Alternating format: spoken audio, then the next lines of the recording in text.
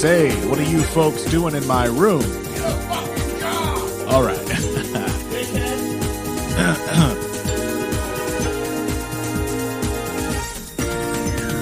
Here it is, the 2024 Handies, the finest points of face punching, with time-honored classics and a few new twists. So many Handies, it's a pain in the wrist.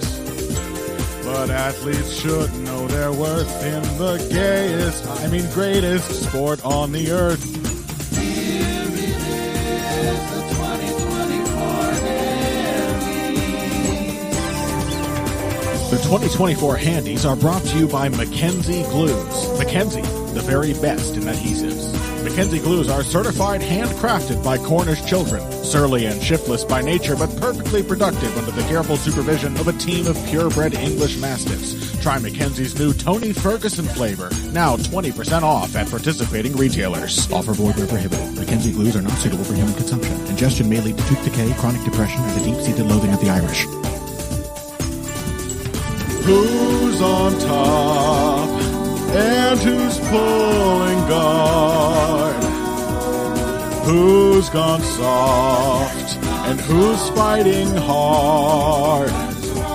When handing out handies, one question's a must. That's who's going to bang bro and who's going to bust. Here it is. Yes, now we've sunk to this. Have a handy now.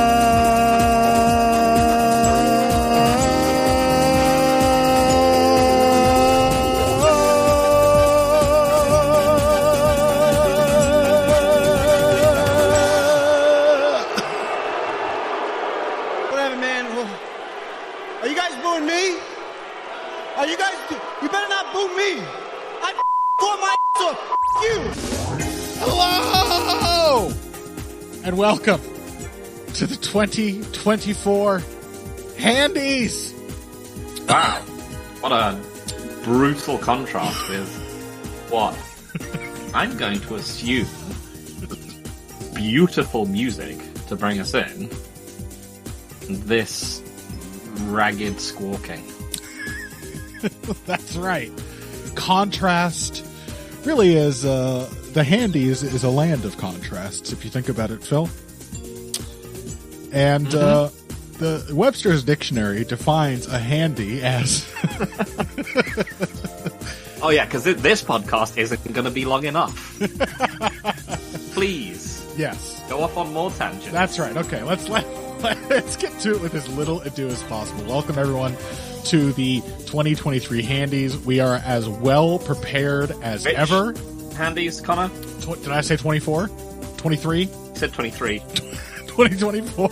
The document, of course, is labeled the 2025 Handies official. Oh, I see you've changed that. Thank you, Phil.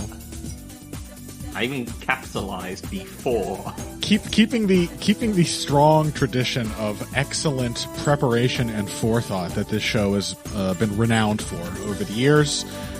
We did not just scramble to make sure we had all of our categories together. I did not just look at Twitter for the first time in 2 weeks and realize that a bunch of people were not able to listen to last week's episode on iTunes and stuff. That should be fixed now, by the way. We're on the ball, is what I'm saying. He's been gardening, apparently. No, even worse, Phil. I've been thinking of gardening. Jesus. Even worse. Christ. I've been planning to garden. It's January. At least you could have had the, at least you could have touched grass, but you thought about We've got 10 inches of snow right now, Phil. I know it's unfamiliar to someone from your tropical clime, but we do. There is no grass to touch at the moment. It's planting seeds indoors. It's arranging to get a bunch of wood chips delivered. It's plotting out the new garden beds season, but I can't actually do anything except think about it obsessively instead of doing my job. In which case, I think I deserve full marks for that. But anyway, This is not a gardening awards show, although a handy or two have been known to happen in a few gardens, many of them in public parks, or beside rest stops. This is the 2024 Handies, our year-end awards show, and boy, as ever, do we have quite the bloated docket for you this year. I will give you once again the sort of rundown of our extremely slipshod structure for these award shows. We're going to start off with the generic boring awards, a category which keeps getting smaller and lower effort every year, but seems obligatory to continue including. Then we have our extremely nebulous weird stuff category, which includes, the appropriately weird awards. And we finish off with the strategy section, which is not really all that focused on strategy anymore, is it? There really is no structure to the Handies that actually effectively organizes all of these disparate categories. Well, I think that we used to have strategy at the end because we were pretending we were a serious show. Yeah, exactly. We were like, well, we should have the important and real stuff at the end. Yeah. But over time, I think we've realized that the dumb stuff is the funniest stuff to give people awards for. Yeah. And like, for example, we have, for some reason, post-fight rationalization. That should be under weird stuff, right? Mm-hmm. Oh, yeah. I mean, it was under weird stuff. We've just moved it. It's been disorganized, but it really, this year, folks, not to spoil it, I think that has to be the show closer. No matter what category it belongs in or what order we put those categories in, you people are not going to be disappointed by the sheer quantity and quality of post-fight rationalizations that we have collected for you this year. Featuring one man in particular, but he's not alone. There's a lot of people struggling to face the truth in that final category. So, without any further ado, let's run the hell through these generic boring awards, our perfunctory discussion of the stuff all the other podcasts will be talking about. Let's go!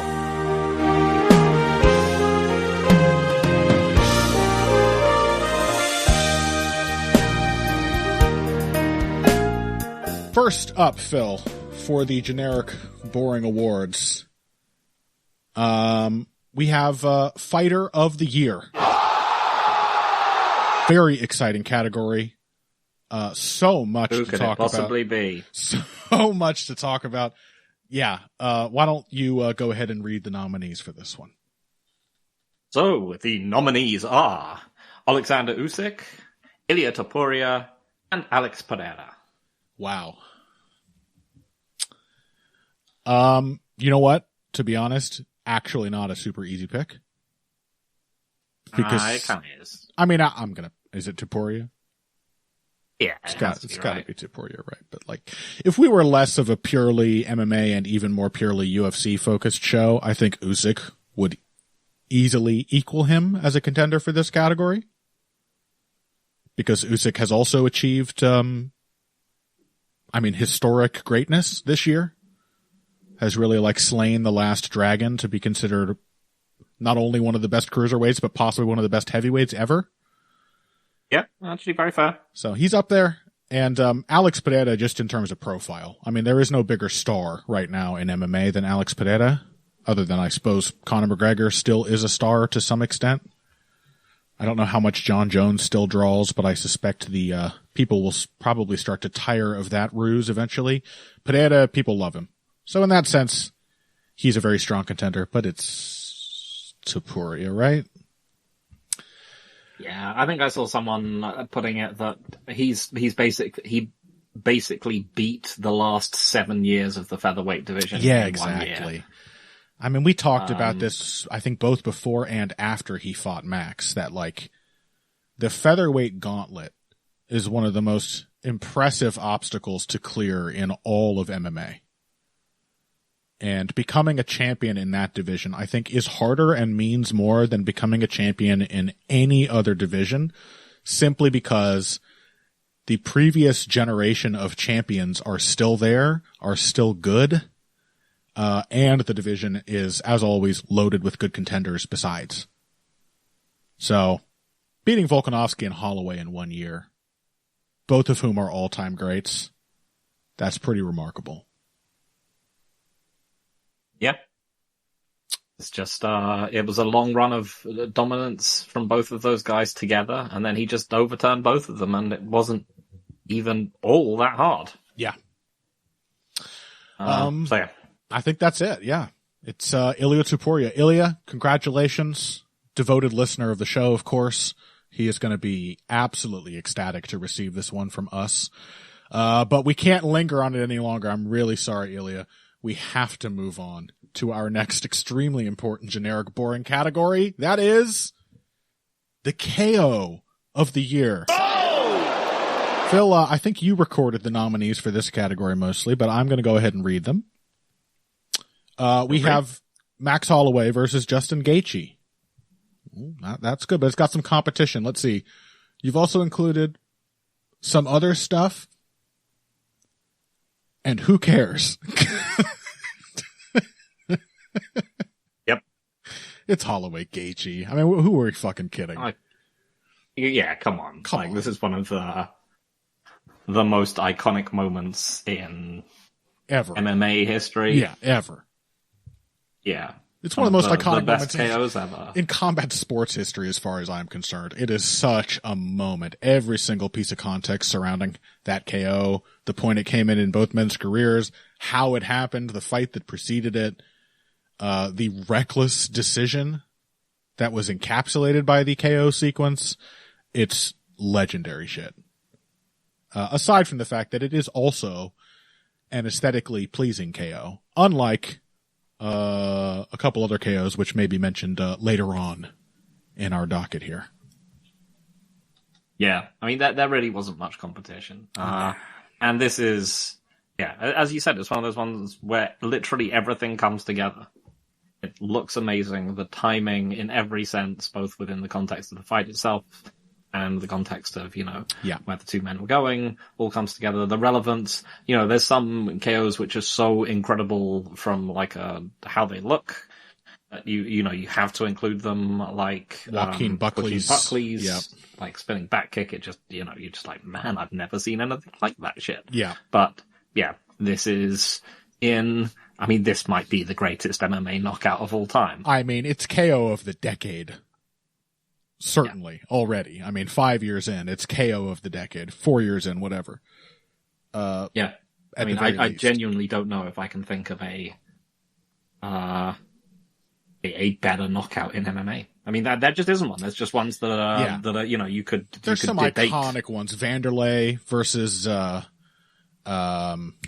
what's his face? Yeah, you're really selling it. Vanderlei Rampage, where he leaves him draped over the ropes. I mean, that's a visceral, memorable KO. There's some other top contenders, but yeah, none of them are better than Holloway Gaethje. It really is a very special moment. So, easy. All right, well, that brings us to the next category. Phil, take it away. Next category is Submission of the Year. And the candidates are Khamzat Chimaev, Robert Whittaker, Islam Makhachev, Dustin Poirier, and that is it. It wasn't a very exciting year for the submissions. I mean, I'm sure, you always find something wacky on the regionals. I think someone got a buggy choke this year. Like, in terms of high-level subs, it was just mostly RNCs and the odd DAS. And yeah, I mean, and it's Chimaev Whittaker, isn't it? I mean, just because it was weird and freaky and he busted his jaw and it made us all really sad. Yeah. But it was also one of those moments where people were like, oh, Jesus, that's disgusting. And yeah, I think of all the ways that people saw this fight going, Chimaev squeezing Whittaker's skull until part of it broke was probably not one of them. Yeah, it's a gruesome one. Honorable mention, one that we forgot, though, yes, it is obviously Chimaev Whittaker. But honorable mention to Felipe Lima with his UFC debut win over Muhammad Naimov. That one, the context is what makes it impressive. The gall that Felipe Lima displayed coming in on, having just come in on like 2 days notice, 3 days notice, and coming out like a house on fire in the third round to secure that submission when he really needed to go out there and win the fight. That was certainly a momentous decision. But in terms of memorability of the technique itself and its effect on the victim's body, shall we say, and prominence, the number of hearts broken, Chimaev Whitaker is very clearly at the top of this short list. Most of the submissions, I mean, this is the thing with MMA, like most of the submissions now are just people getting like rear naked chokes. Yep. You know what I mean? Like, which is cool. It's a great technique. It works well. But more and more it feels like as the sport goes on, people are getting like guillotines, darces, rear naked chokes, and arm triangles. And that's it.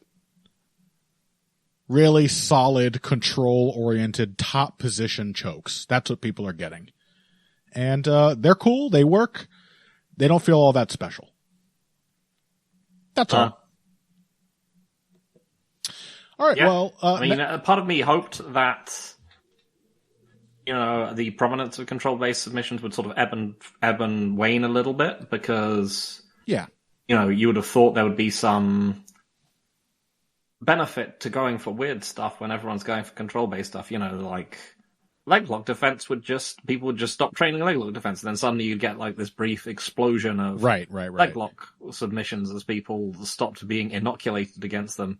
But unfortunately, BJJ gyms, it seems, and MMA camps in general are still esoteric enough that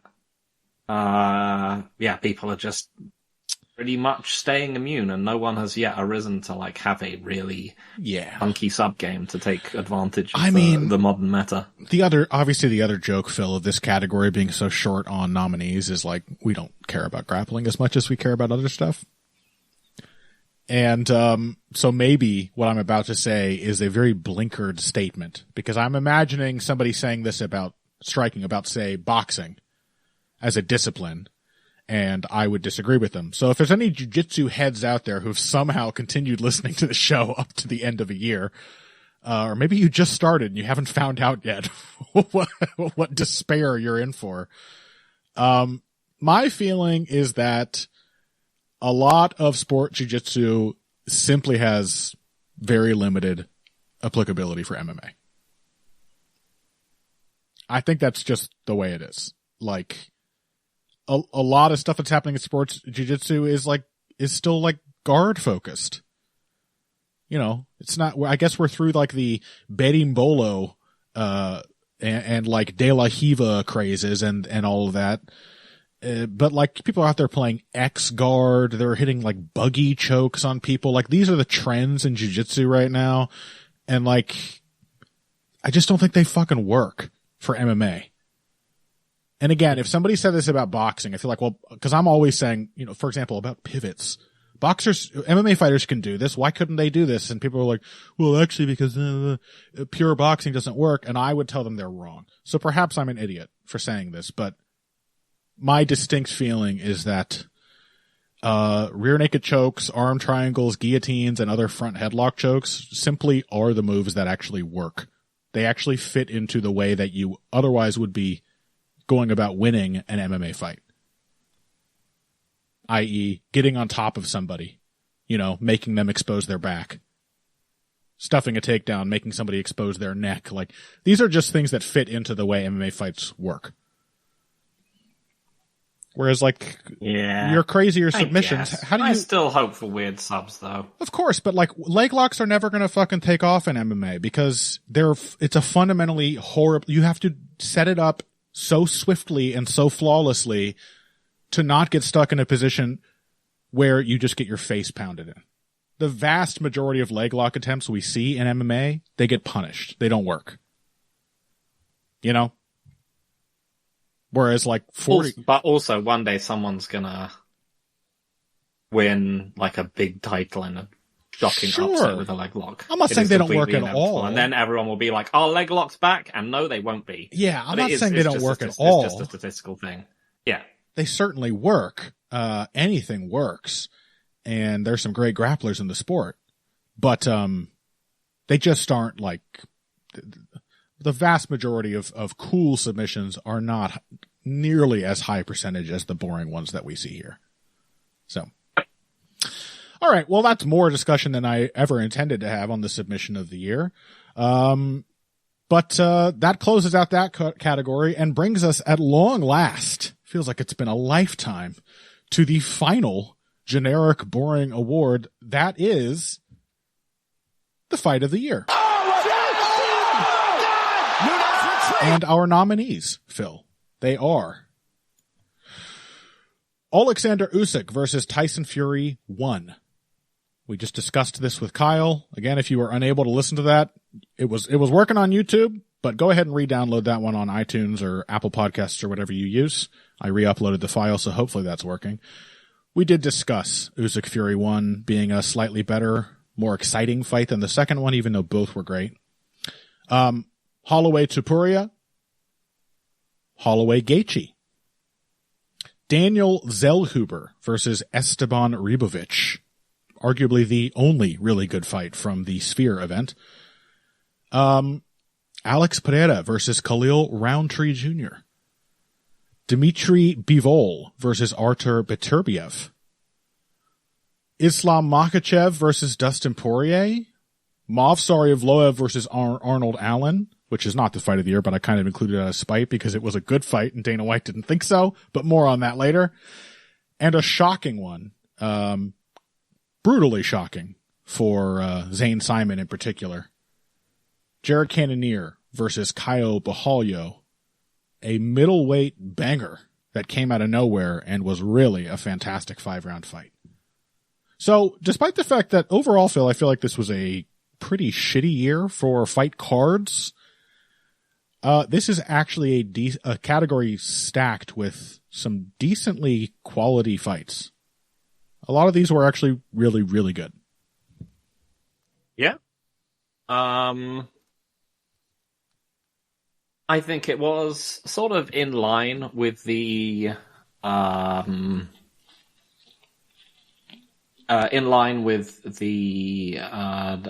that like the submission of the year category was a little sparse. I mean, and I guess, you know, due to just the bias that people have towards like fighting towards like punching and kicking as being like what it takes to have like an exciting fight.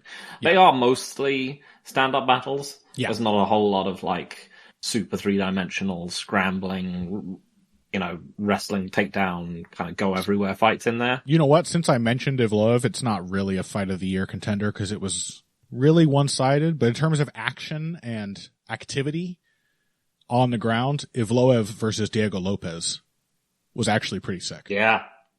That was a pretty sick, like, grappling-focused fight. So, there's some good ones, but yeah, it's mostly punchy things. Yeah, both of those guys are really exciting.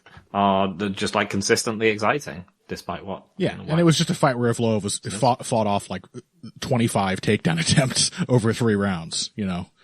A lot of action on the ground. But yeah, who are your top contenders here? I think, there are a couple clear ones. But who are your favorites? I think in terms of just like pure insane action, I think it's Zellhuber Ribovic actually. Yep, that's the best. It's probably just the best brawl. It's probably just like the funnest fight to watch, right? Absolutely. If you didn't know anything about anyone, you were just like, what is shorn of context? What is the funnest fight here? It's just that one. It's just a absolutely insane barn burner. But do we, is it right to shear context away? We didn't do that for the KO, for example. The context around Holloway's KO was as important as the actual sort of, 2-second gif of Gaethje getting knocked out. Yeah, I mean, I think you do need context. Right. You need something truly, truly special to like. Because I agree, context. Zellhuber Ribovic, you could perhaps call just brawl of the year because. Yeah. Damn, it was a barn burner. and there's nothing at all to dislike about it. A fantastic knockdown, drag-out brawl. But Usyk Fury 1 is a top contender for me, both because of actual action and momentum swings, the thing that I most love to find in a high-level fight, and the context, how impressive an achievement it was, how surprisingly good Tyson Fury looked after a dog shit performance against Francis Ngannou. There was a lot working against that being as great a fight as it was, and it turned out to be one of the best heavyweight boxing fights I've ever seen. So that's a top contender for me. Yeah. I do like Makhachev Poirier. I don't think it's either of them at their absolute best. Yeah. I think great fight, though. Makhachev is just a little bit too uncomfortable in the close stance striking matchup. And Poirier is he's just getting too slow, but it's a great performance from Dustin Poirier. Yeah. And, Islam shows that he really can grit through a tough fight right there at the end. Yep. And also, once again, showed also that great. Yeah. Pineda Roundtree was perhaps my favorite, what Kyle would call a two-way technical of the year.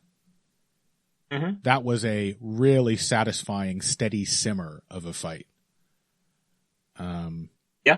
That's a top contender for me, too. I really enjoyed that fight. Everything about it. It's just a super satisfying one to rewatch. I do feel like it is just it's partially fed by just the huge overperformance of Khalil Roundtree.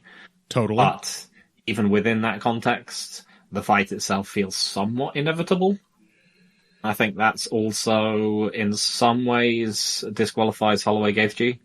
Yeah. Because both of those fights feel like they're trending in one direction. I would say Cannonier Bahalio as well fits that description. Mm-hmm. It is largely one-sided in terms of who's actually picking up the rounds, but it does deserve a mention in the Zellhuber Ribovic sense of just being a damn good fight. That simply doesn't mean quite as much or have as much of a satisfying story as some of the other top contenders, but that one should not be forgotten. That was a shockingly great fight. For a fucking Apex middleweight main event, it should not have been that good, and it was really, really fun. Bivol Beterbiev, I think, would be the nerd's pick. Like, if you're a real For nerd, sure. This is the prog metal Yes.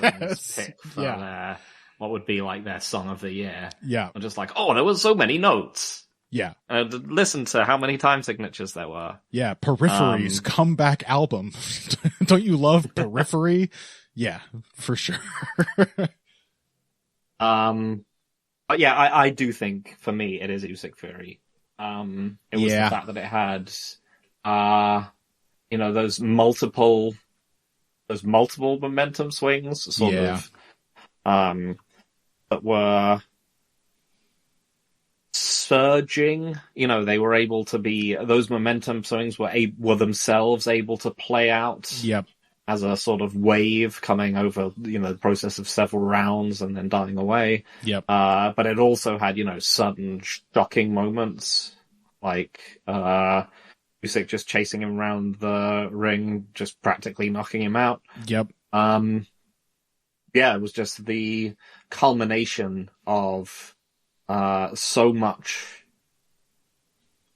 of what people have wanted from boxing for a long time. Yeah. And it's so often, boxing being what it is, people waiting until one or both of them are shot before they actually have the big fights. Yep. In the modern era, it can be so difficult to actually have that. And just due to the way that fights are. If you've been waiting for people to fight each other for a long time, you're just not always guaranteed an incredible fight. Yeah. It's just the way it is. Sometimes they're too tense, or like one of them doesn't show up, or there's so many reasons why a big hyped fight just isn't gonna come off. But it absolutely did in a way that I think shocked all of us. Mm-hmm.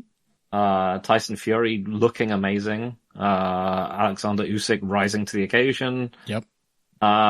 yeah, I think it's my fight of the year. I think it was. I couldn't have hoped for it to be as good as it was. Yeah, I mean, when you get a really great fight, not a nerd pick like Beterbiev Bivol, which, I enjoy that kind of fight a lot, actually, but for fight of the year, when you get a genuine fight of the year pick, which is a boxing match, you have to confront the fact that boxing is just sort of advantaged in terms of delivering the kind of multi-stage, chapter saga that we truly want out of a great fight. A big momentous fight, because you have 36 minutes and more rounds to break that time up than you would get in MMA. It just means more chance for a story to develop in a fight. And Usyk Fury 1 is like the perfect example of that. The fact that is a 12-round boxing match is very precisely what allows it to be so goddamn great. Because it's all about those momentum swings. It's all about the two fighters testing each other's wills, adapting to each other on the skill level. Just like utterly fantastic to watch. So, Usyk Fury 1 is the fight of the year for me as well. And that's it. That might be... I'm sure I said this last year. I'll have to cross-reference. But that might be the quickest we've made it through the generic boring awards yet. Oh, we'll get faster and faster as the other ones get slower and more packed out with insane meme categories. Yeah. It's just like, it's really nice sort of to see evolution happening, a vestigial limb just sort of withering away until the generic boring awards are already sort of like, a whale's thumb. It's so a whale's hind legs. They're still in there on the skeleton, but they're so unnecessary at this point. They may as well not be there. But hey, that closes out the generic boring awards, which means we are on to our next category, the increasingly ill-defined weird stuff category. Echo. Right? All right. Weird stuff category.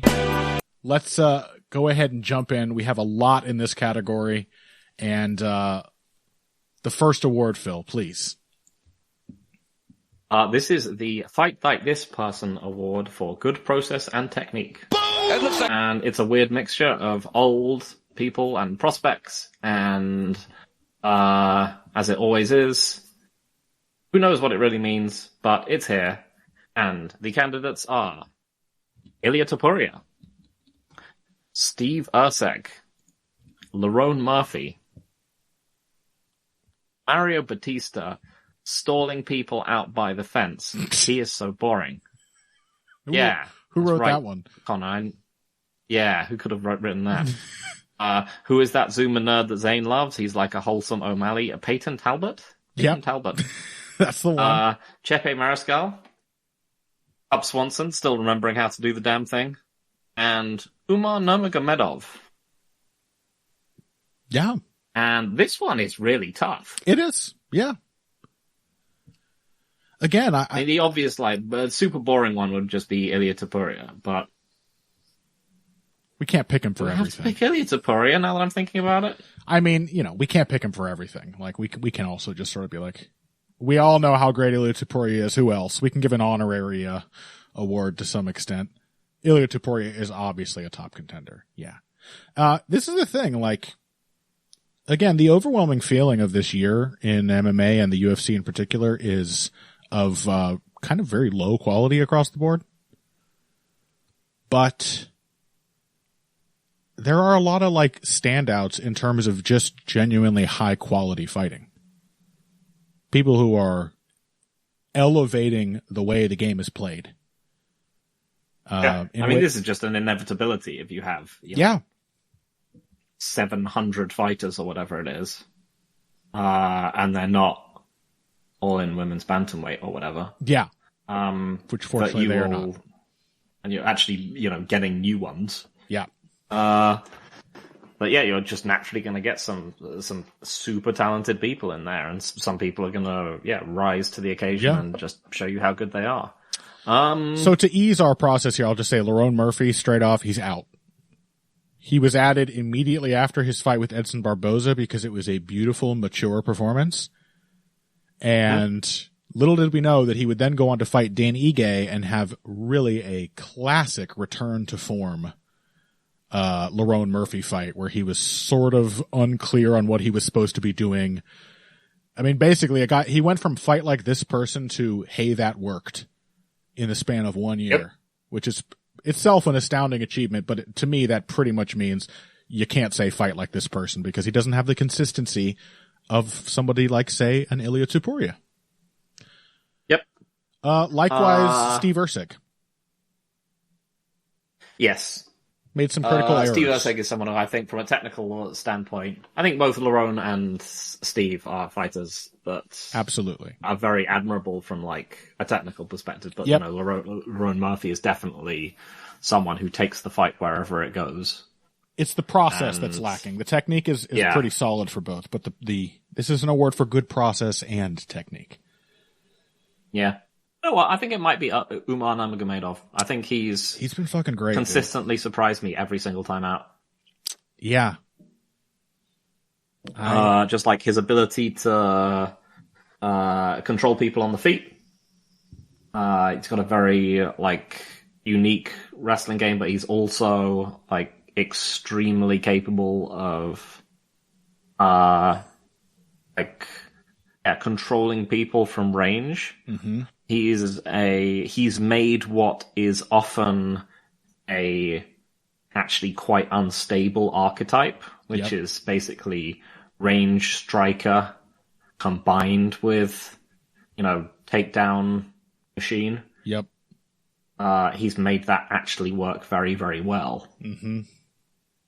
And yeah, it's an archetype. As I said, it's just like shockingly few people have made work. I mean, totally. With the exception of, like, to some extent, GSP. Yeah. But he's also he's just able to, like, still use his jab very effectively in open stance engagements. He's got a really creative kicking game. And yeah, he's just a phenomenal grappler. I cannot wait to see him against Merab Dvalishvili. The man has a dynamite jab out of both stances. Mm-hmm. I mean, I know I made a big deal of that when I first realized this was the case, but there's a reason for that. Like, I'm not talking about he has a powerful jab out of both stances. Like, this man knows how to use his jab to control the fight and set up all his other shit from both stances. Nobody else does that, truly. Can you think of another MMA fighter who's actually genuinely that ambidextrous in terms of their process working out of both stances the same? Petr Yan sometimes when he feels like it. Yeah. I mean, when he fought Figueiredo, he kind of did a lot of the every time I go southpaw, I'm trying to throw a big left kick move. Even that, like, sort of unimaginative in his one stance, which is a funny word to use because I was just going to say about Umar, it reminds me of a quote from Queen's Gambit, the Netflix show. Mm-hmm. Where Anya Taylor-Joy is supposed to play Borgov, who's like the, Spassky of this fictional chess universe. And he's a Russian player. And she says she's like an attacking player, right? She's creative and aggressive. And she watches Borgov, or she plays him and loses to him. And she says, everything he did was so unimaginative, so by the book. And yet I couldn't beat him. That's kind of Umar Nurmagomedov's vibe to me. Which in this case, it's something I really, really respect. This man is fundamentally sound. He makes good strategic decisions as a rule. And just keeps doing the stuff that works. Which is a shockingly rare quality for elite fighters, honestly. To just find something that works and stick to it and win the fight because of it. So I kind of think it might be Umar too. He's not only a more interesting pick than the obvious Ilia Topuria, but he may in fact be more deserving because he's just insanely technical and consistent and adaptable. I mean, like, we didn't even know he could strike this well before this year. Yeah. So it's Volkanovski-esque. Absolutely. And you're like, oh man, he's really good at this. And then, just again in his ability to adapt past who we think are people that we think of as being incredibly adaptable fighters. You know, no one's ever put Corey Sandhagen in a box like that. Yep. People have beaten him, but not like that. Yeah, I think the GSP comparison is also very fitting. Volkanovski, considering that we will later in the show have another fighter comparing themselves to GSP. Keep in mind the fact that Umar Nurmagomedov actually really warrants that comparison. He reminds me of GSP, which is one of the best compliments you can give a fighter, honestly, because GSP is still arguably the GOAT. Okay. Umar Nurmagomedov, the Fight Like This Person award. I think richly deserved. And that brings us on to our next category. Worst Fight. Oh my goodness! Oh my goodness! Whoa! Oh my goodness! Now, given everything I've said already about how surprising the quality of most improved, smart, thoughtful fighters, action fights, there was actually a lot of good standout contests. It still is no surprise that this category is absolutely full of really, really stinky fights. This was the ultimate year of apex matchmaking so far. And also just obligatory championship defenses that nobody gives a shit about. And on that note, let's get into the nominees. Juliana Pena versus Raquel Pennington. Andrei Arlovsky versus, what's Budai's first name? Something. I can't remember. You could tell he's an exciting fighter. Martin Budai. Vitor Petrino versus Tyson Pedro. Robelis Despain versus Austin Lane, featuring Emotional Pain. Bo Nickel versus Paul Craig. And Jairzinho Rosenstruik versus Shamil Gaziev. These are some dog shit fights.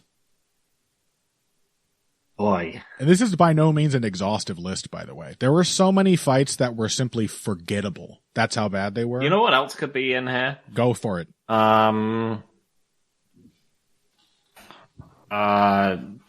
Jake Paul, Mike Tyson. Sure. 100%. Didn't even watch it. I believe you, though. Yep. Jake Paul versus Mike Tyson has been added. I think I know what I want to pick, but there are a few to obviously call out. I mean, Pena Pennington. Yeah. Even though I'm here to go to bat for Raquel Pennington, and she did once again in the absolutely horrific fight that she was in. Yeah. Get kind of robbed, much as she did against Holly Holm. Yeah. We talked about why this fight was so bad. It's just move in, move back out. Move in, move back out. And yeah, there are no adjustments, there's no footwork. Yep. It's just the equivalent of slap fighting. It is literally a fight with no footwork. That is not an understatement or an exaggeration. Mm-hmm. No footwork. They move around. Not even in the MMA way of they're moving laterally, but they're taking giant steps or they're turning around. Just no footwork. Yeah, they move around. I mean, don't get me wrong. They don't stand in exactly the same place the whole fight, but you could not describe any of that as footwork. Footwork implies that it's technical and deliberate and functional. And so, no footwork. Terrible, terrible fight. Bo Nickel, Paul Craig was obviously terrible. Yes. For, it being a, whatever he was, 5-1 favorite. Yep. I think he was minus Rosenstruik 650. Gaziev was dreadful, both from a brain thinking and strategic perspective, as well as just being another goddamn Jairzinho Rosenstruik fight. Yeah. But you know what? I think I'm going to give it to. Mm. I give it to Arlovsky Boudet, a fight which I can't remember. Me neither. And it doesn't matter. God. Because I know what this fight looks like, and you know what this fight looks like. Yeah. It's just like there's a load of clinching, and then Arlovsky punches him a few times on the break. There's a lot more clinching, and then Arlovsky just gets hit cleanly a couple of times. And there's a whole bunch more clinching. Yeah. You've seen this so many times, and now Arlovsky is out of the UFC, and as one of the most. And I just want to give this to him as just like a lifetime achievement award. A parting fuck you from Phil McKenzie.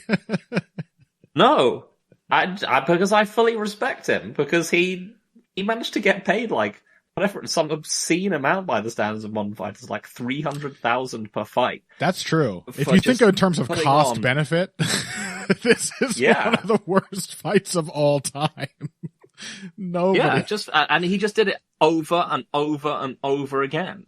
He would just have this fight every single time. He would just go in there, have the most dog shit fight imaginable, pick up his massive check, walk off, and they'd be like, well, do you want to come back and do it again? And he'd be like, yes, of course I do. What am I, stupid?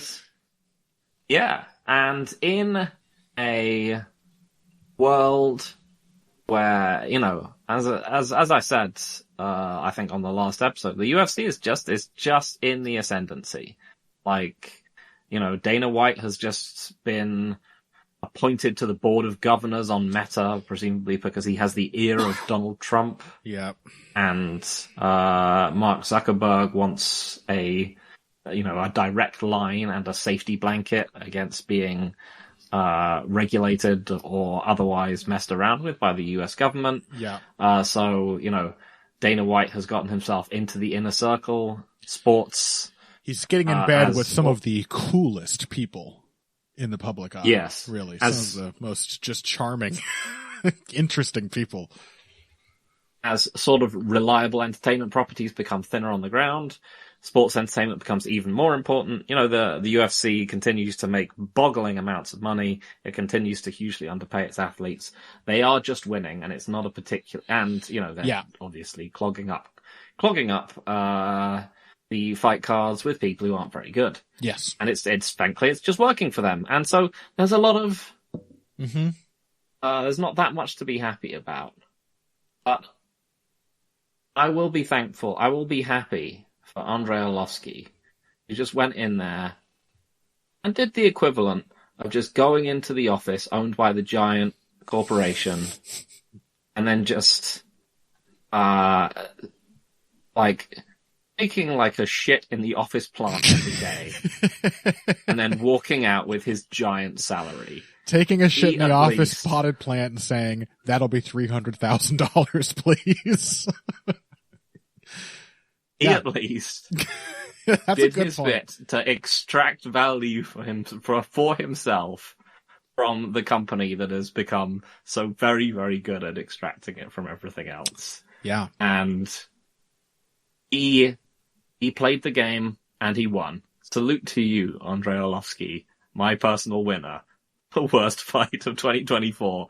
And because it's the Arlovsky fight. One distilled into a single miserable performance that I can't remember at all. It's the Arlovsky fight tied with every other fight he's had in the last 10 years. Yep. It's really no different from any of them. Neither of us remember it at all for exactly that reason. We've seen it before. I think you make an extremely compelling argument, Phil. Get that paper, Andre. Exactly. And then use it to wipe your ass after shitting in that potted plant. From the you paid for this perspective, this is an astoundingly terrible amount of bang for the UFC's buck. Really doesn't get worse. So nice argument, nice nomination, and I still don't remember the fight. I will not be rewatching it unless Zane makes me. Yes, you will. Well, okay. I did say unless Zane makes me. I will not be watching it by choice. That much is certain. Congratulations, Andrei Arlovsky, and I suppose Martin Budai as well, for your part in this historic achievement.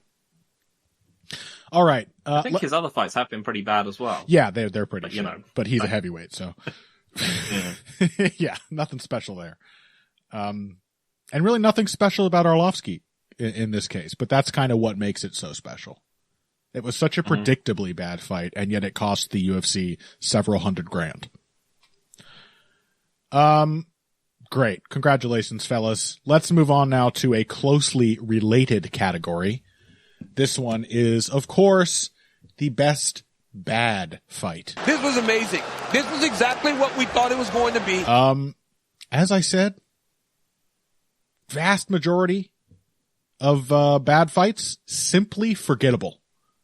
So this is actually kind of a short list for fights that were bad in a satisfying way. We have Sean Strickland versus Dricus du Plessis. We have Bryce Mitchell versus Kron Gracie. And we have former Ryzen champ Rainier de Ritter's UFC debut versus Gerald Meerschaert, which was a very stupid fight and a lot of fun.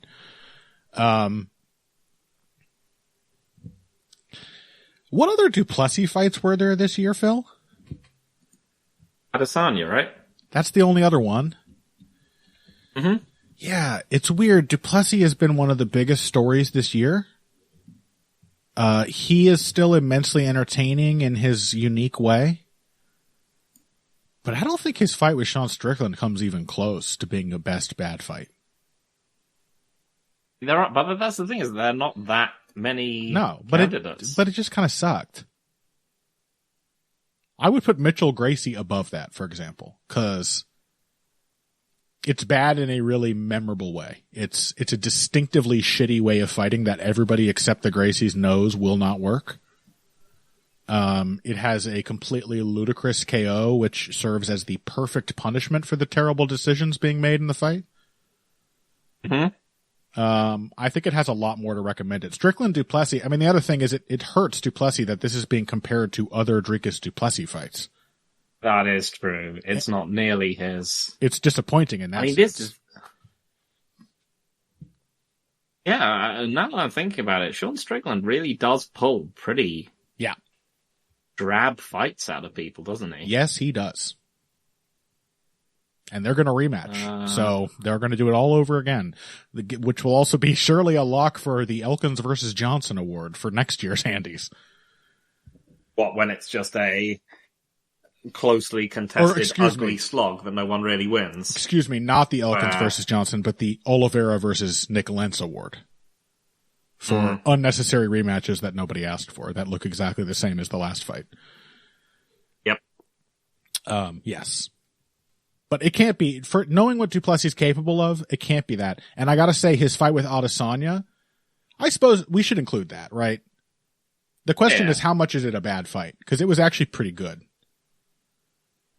But that's the thing. If you come in with the correct assumption that we have built over time, that's true. That du Plessis is not actually a person, but rather a kind of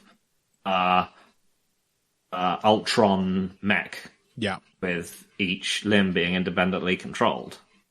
Like, all of his fights are just like tactical masterpieces. Yeah.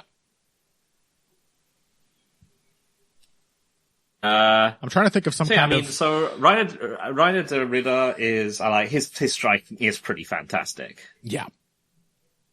That man is fun to watch strike. His whole game is nonsensical. But he's got the heart and the goofiness to kind of make it work at least against somebody like Gerald Meerschaert. Yep. Yeah, that fight was a lot of fun. It also made me sad. Because, yeah, me too. Because, I like Gerald Meerschaert a lot. And so I am going to vote for Mitchell Gracie. Yeah. I did just, poot. And he finally got, slam KO. I was just like, what did you think was going to happen? Yeah. It's satisfying. You know, that's what you want out of a good bad fight. It's like, I'm glad I watched that. Yeah, it's as we discussed at the time, it's the testing of hypotheses to destruction. The testing of hypotheses that no one except the one party involved. Everyone except one party is aware that it will not work. Yeah. Which is really a great sort of layer for a fight between two nutjob conspiracy theorists. That it's really a fight where two men who will not have their assumptions disproved, no matter what evidence is provided or how unconscious they are rendered. So yeah, I think Bryce Mitchell Cron Gracie is a deserving winner there. Nope. Okay, well, again, on a related note, Phil, please take us to the next category. It is the ever popular Laugh Out Loud Pure Entertainment Fighter of the Year. Mm-hmm. And the categories are returning champion of this category, Dricus du Plessis, of course. Yes. Man is always dumb entertainment in the cage and inexplicably borderline, inexplicably and uncomfortable outside of it. Steve Garcia. Again, another man where he's extremely exciting, whilst also seeming to be really, really bad. An extremely Dricus-coded fighter. Yeah, he is the next generation of Dricus fighters that, Dricus frankly predicted, and maybe he was right. Yeah. Jamal Hill, who, as we point out, has barely fought at all, unless you count every single person with an IP address. And then, of course, thousands of opponents. The Cron Gracie. Yeah. Who has mastered the art of combining jiu-jitsu and passive aggression into its own unique mixed martial art. Yeah. And, we're going to get into this one later. Yeah. Well, we will. Some of the reasons why. But it has to be Jamal Hill. I don't think there's been a fighter that's in some ways entertained me more over the last year. Yeah.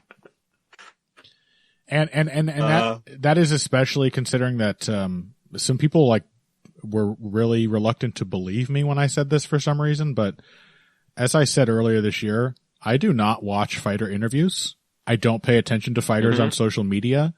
I'm really, really disconnected from that. As anybody who's been trying to reach me on Twitter or Blue Sky for the last 3 weeks might be able to tell, I'm very disconnected from that world, even when it's not related to MMA fighters. And when it comes to fighters, I liked watching the fights. That's why I'm interested in the sport. I don't give a fuck. You can only watch this game for so long before you realize that most of the interviews and comments are really boring and samey year after year. Jamal Hill has garnered my attention. Yep. You have my ear, Mr. Hill. You have my interest. And he has not fought at all. In fact, he's been so much more entertaining for having not fought. Because his fights are shitty and ugly, and they're often violent, but they're not particularly pleasing to watch. His Twitter feed, on the other hand, is one of the most entertaining things I've ever seen. So I think it's got to be Jamal Hill. Yeah. Taking the throne. It's the way that he is. Have you ever seen the film Jay and Silent Bob Strike Back? I think that's the one. Of course. I had Comedy Central as a teenager, didn't I? Yeah. You want to talk about Dogma next? They find all the critics who are rude to them, and they just go around to all their houses and just punch them in the face after reading them. Jamal Hill deeply, deeply wants to do that. Yes. And I find it both charming and entertaining. Yep. But there's no one that Jamal Hill won't give the time of day to. When it comes to being when it comes to his pride being hurt, everyone's opinions matter to him. Yes. And I think that's genuinely touching. So Jamal Hill, you are our laugh out loud pure entertainment fighter of the year, even if all your fighting has been done through the keyboard. Everyone's opinions matter to him. He's really just as sensitive, whether you're a complete stranger on the internet or the guy he refuses to accept having lost to. Equal opportunity offendee, Jamal Hill. Okay. Well, let's go to another historic award for the Handies here. This is the surprisingly stacked Elkins versus Johnson award.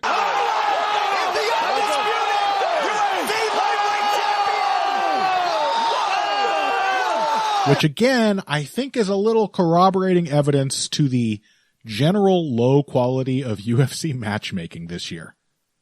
Because good matchups are unpredictable. And bad matchups, you know exactly how it's going to go. Even if they're exciting, sometimes it can be a form of bad matchup because you're like, okay, no surprise whatsoever. And this category is stacked with just completely unsatisfactory matchups.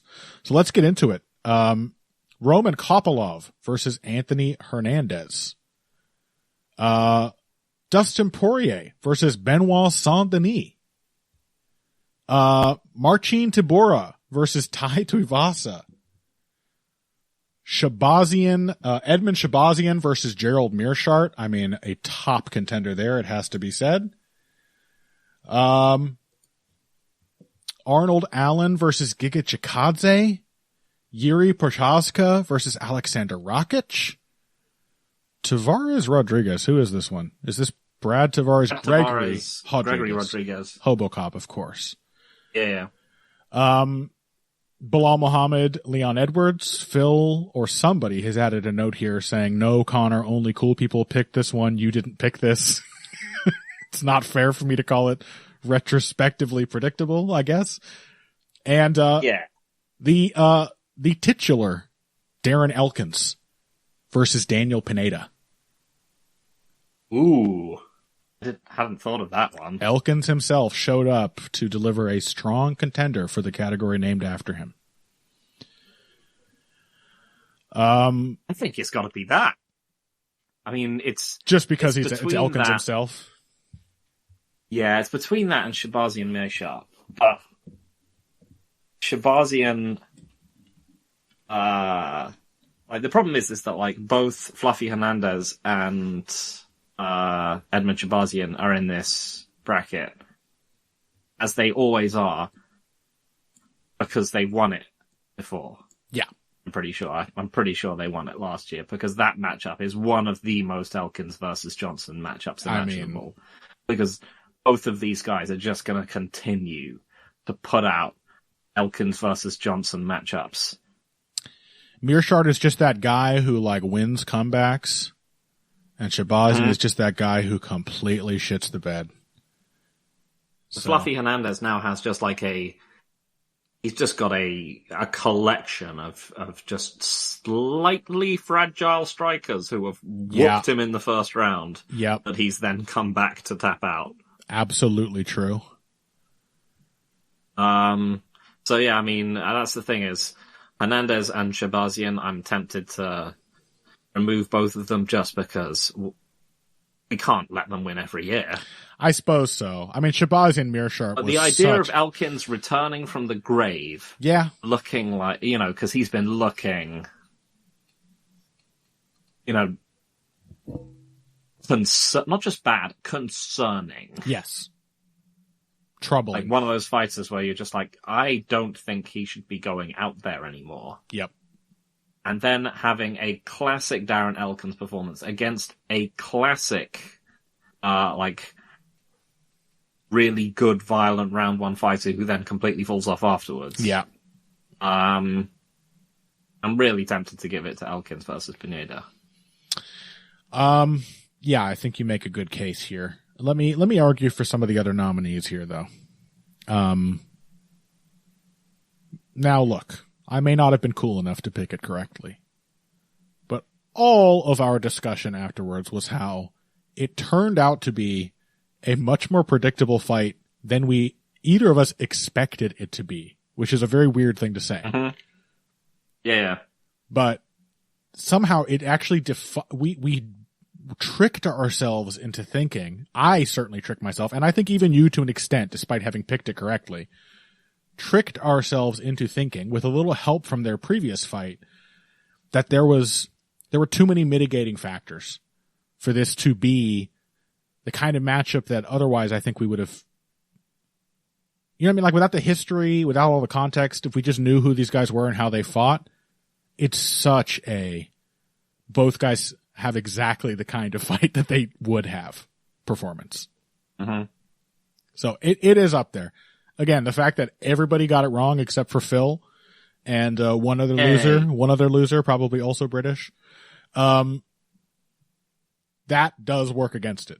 But in hindsight, it is an unbelievably, both of these guys having exactly the kind of fight they have kind of fight. Yep. So it's got to be included and mentioned. Also, let's not forget Yuri Prochazka versus Alexander Rakic. Oh, yeah. Which was an immensely satisfying fight to watch with friends. This was a rare event, UFC 300, that I watched with real-life friends.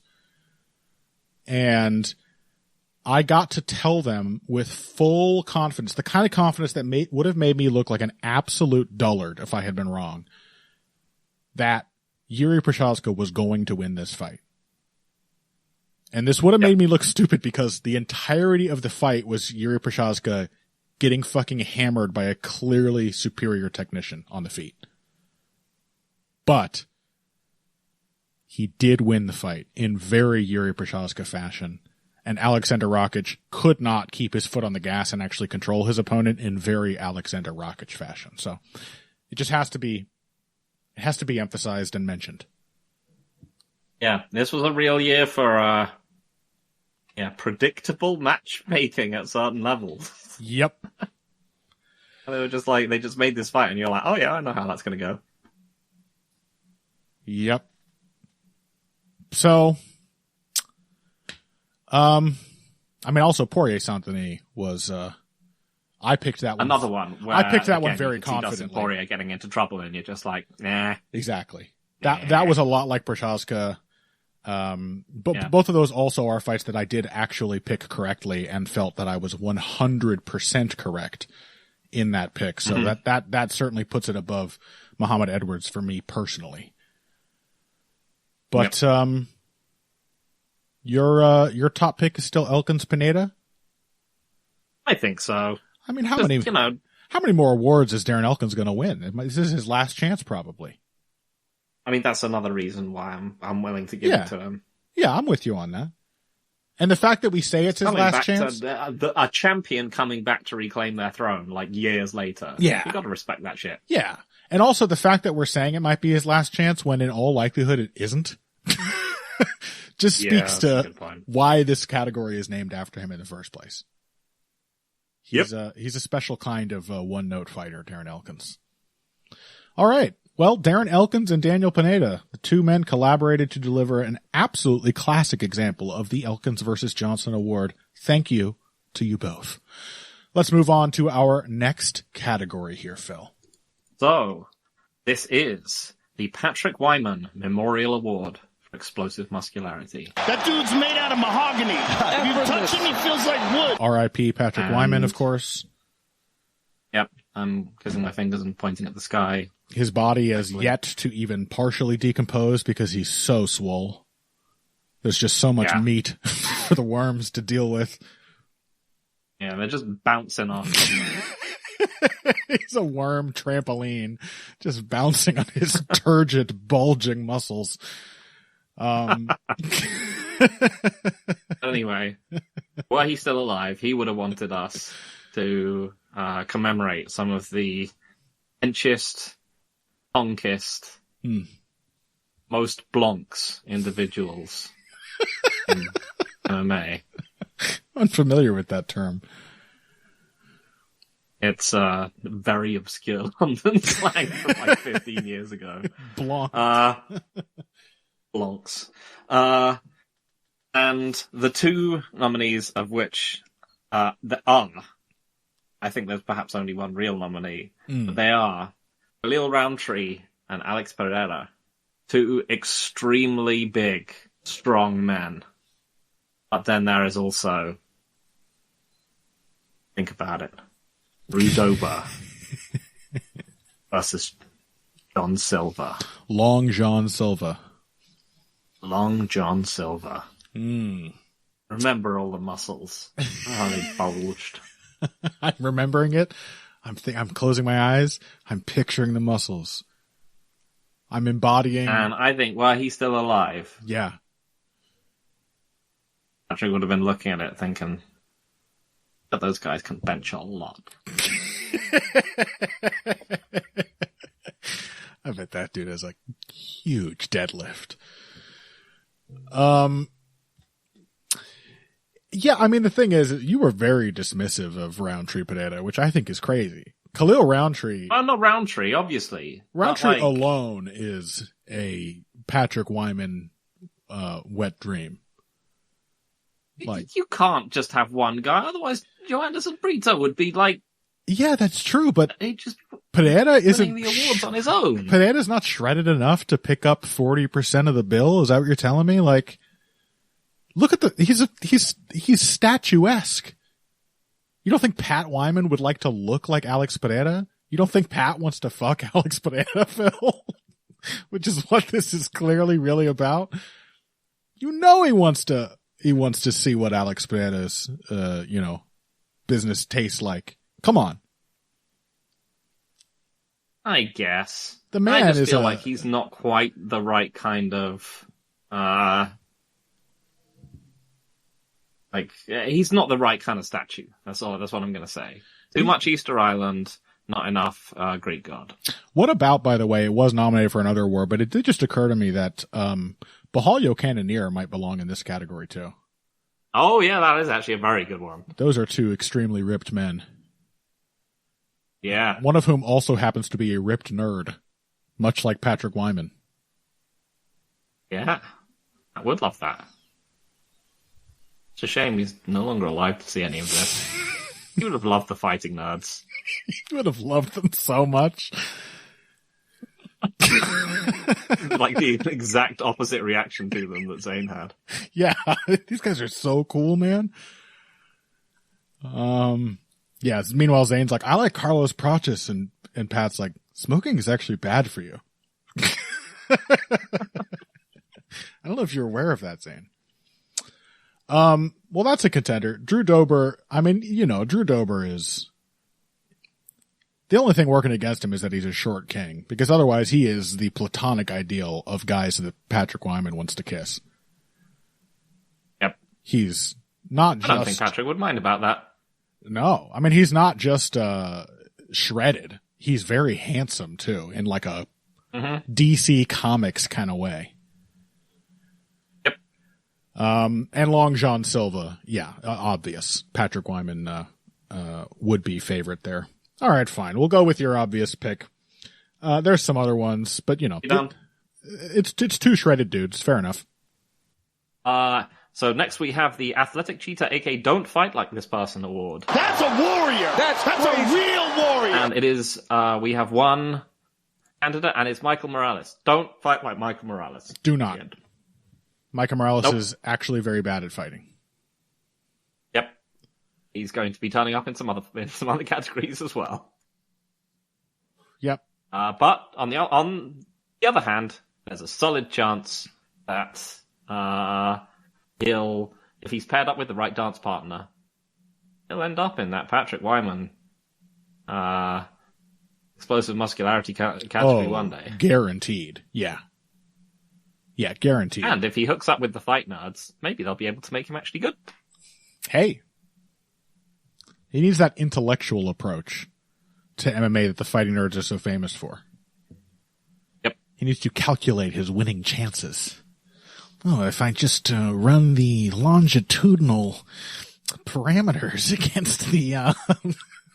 I would love if the fighting nerds... See, with the the footwork and the jabs and the coefficient of the. I would love if Kyle Bahalia was out there doing shit like that, just like clearly not knowing what he was talking about, but saying nerd shit.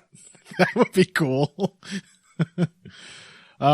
Yeah, Michael. We hope that he is. Michael Morales, shoe-in, only nominee with good reason. He is somebody who has been remarkably successful in the UFC, despite being clearly extremely bad at fighting. So, no further consideration necessary. That brings us to the Nick Lentz versus Charles Oliveira fight of the year. I don't get it. I don't know what it is. I've had 10 smart people explain it to me. Which we have only one contender for, although I mentioned another one before. What was that? I can't even remember. It was. My mind is just full of sexy muscular men. It was under the Elkins Johnson, wasn't it? It was I mean, it would be. Yeah, that does sound like the. It was. It was this one, I believe. Was it? Oh, it was just Shabazi and Mearshart. Okay, yeah. So it is included. Yep. Yep. Well, it's the only nominee we bothered to think of.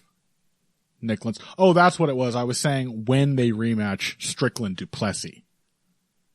That will be a shoo-in for Lentz Oliveira. Are there any others that we've missed over? Any like completely unnecessary? It can be either a meaningless rematch or a fight just where you're like, this guy's gonna lose. And they booked it anyway for no particular reason. I mean, it's the thing is it's a rematch where nothing new is gained. Yep. By the rematch itself. I think that's the idea. Like the unnecessary rematch. I think. Yeah. It was this isn't quite as good as last year's winner, which was that absurd rematch between Michelle Waterson and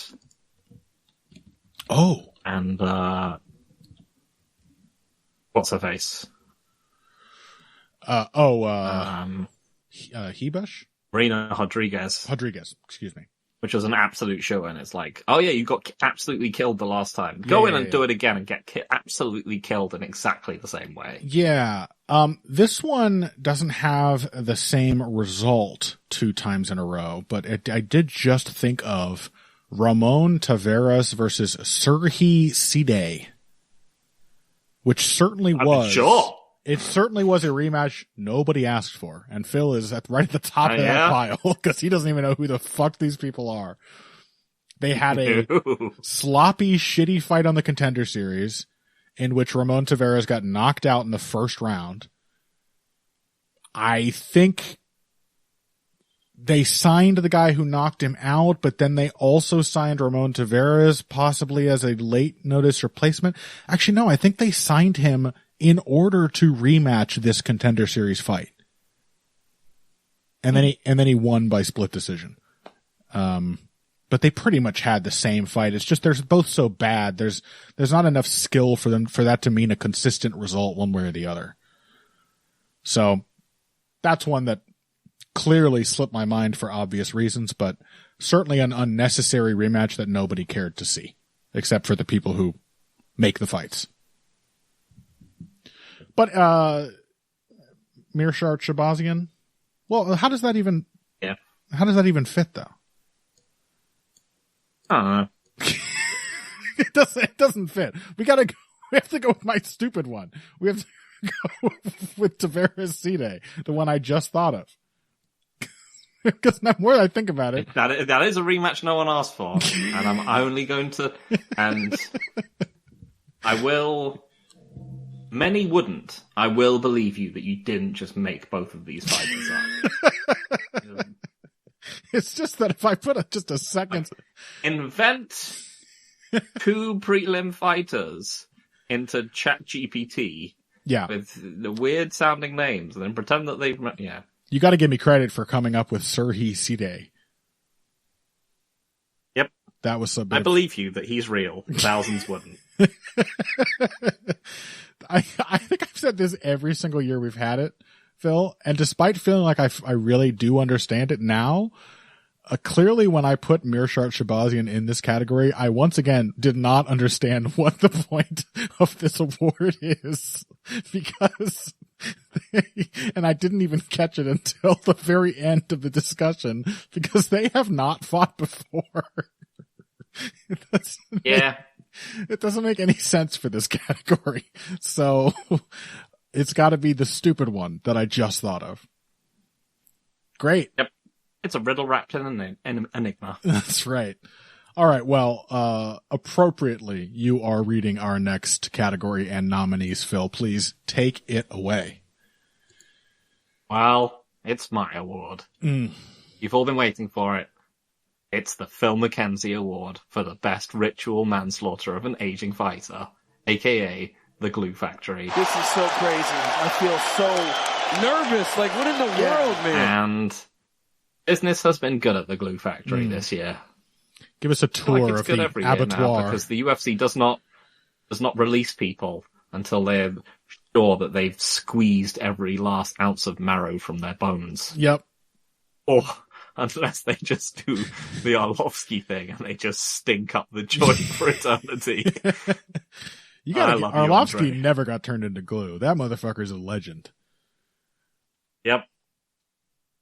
Just simply outlasted them. Yeah, he stunk up the joint until they were like, please just leave and stop taking our money. We don't even care that you're a heavyweight anymore. Like, are you sure? I can clinch some people if you like. I like thinking of it as he's like doing highway robbery to the UFC. They're begging him to stop making them pay him to fight. And he just keeps showing up. Yeah. Yep. The employees at the Glue Factory, they like spent 3 weeks boiling Andrei Arlovsky and he was simply unaffected. Yep. His bones remained ungelatinized and, you got to hand it to him. But please, the actual nominees. He just walked out, held one of them against the fence for a while and strolled out the door. Okay. The nominees are Michael Chiesa, Tony Ferguson. Joaquin Buckley, Stephen Thompson. Joaquin Buckley again, Colby Covington. John Jones, Stipe Miocic. Eric Anders, Chris Weidman. And Paddy Pimblett, King Green. Oof. And a lot of old dudes getting put out to pasture here.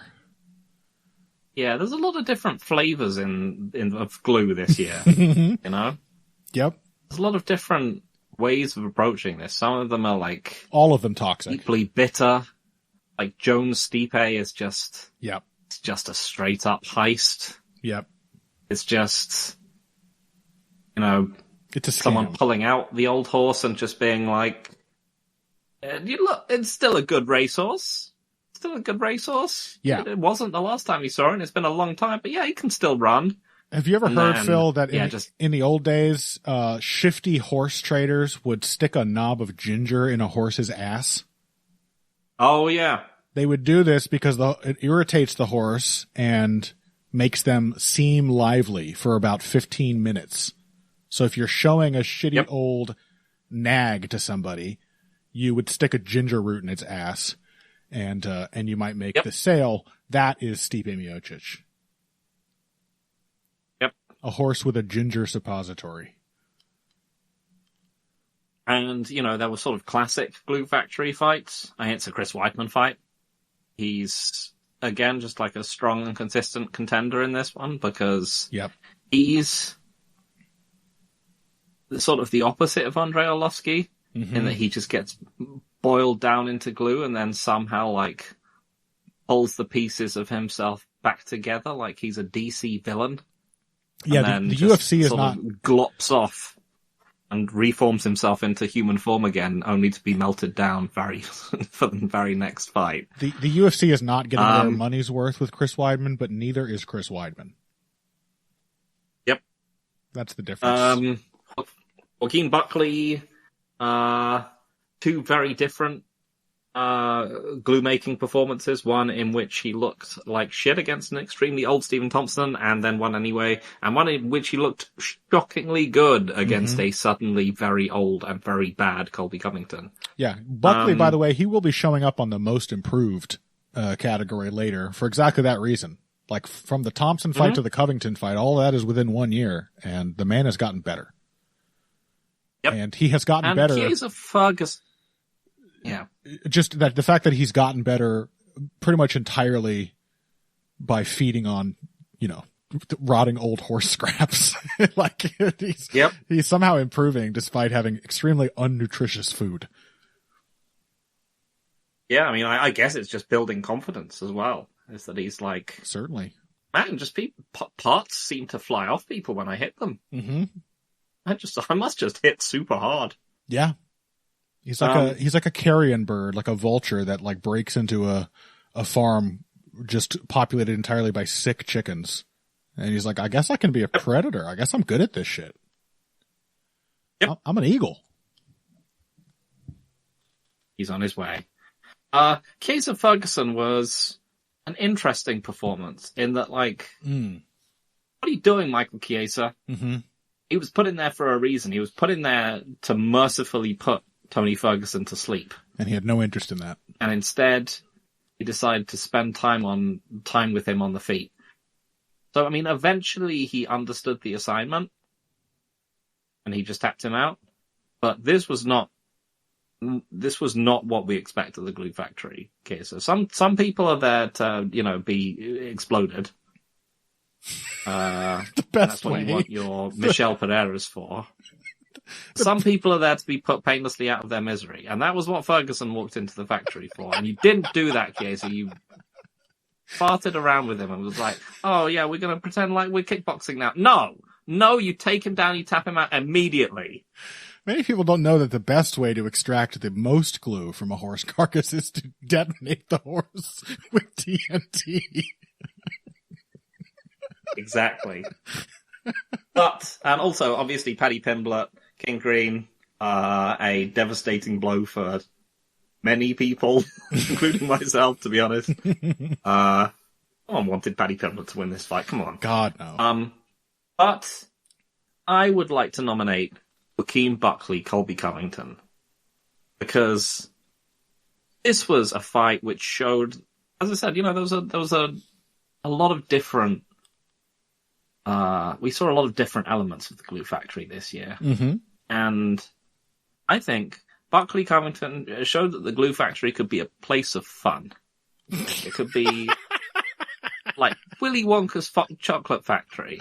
It was just like opening the doors and all the workers are singing like fun songs about how we're going to melt you down. And you could just dance through the doors, and then you could watch Colby Covington get the ever-loving shit kicked out of him for like a really long time. Yeah. The snozberries taste like rotting horse. Yeah. The strawberries also taste like rotting horse.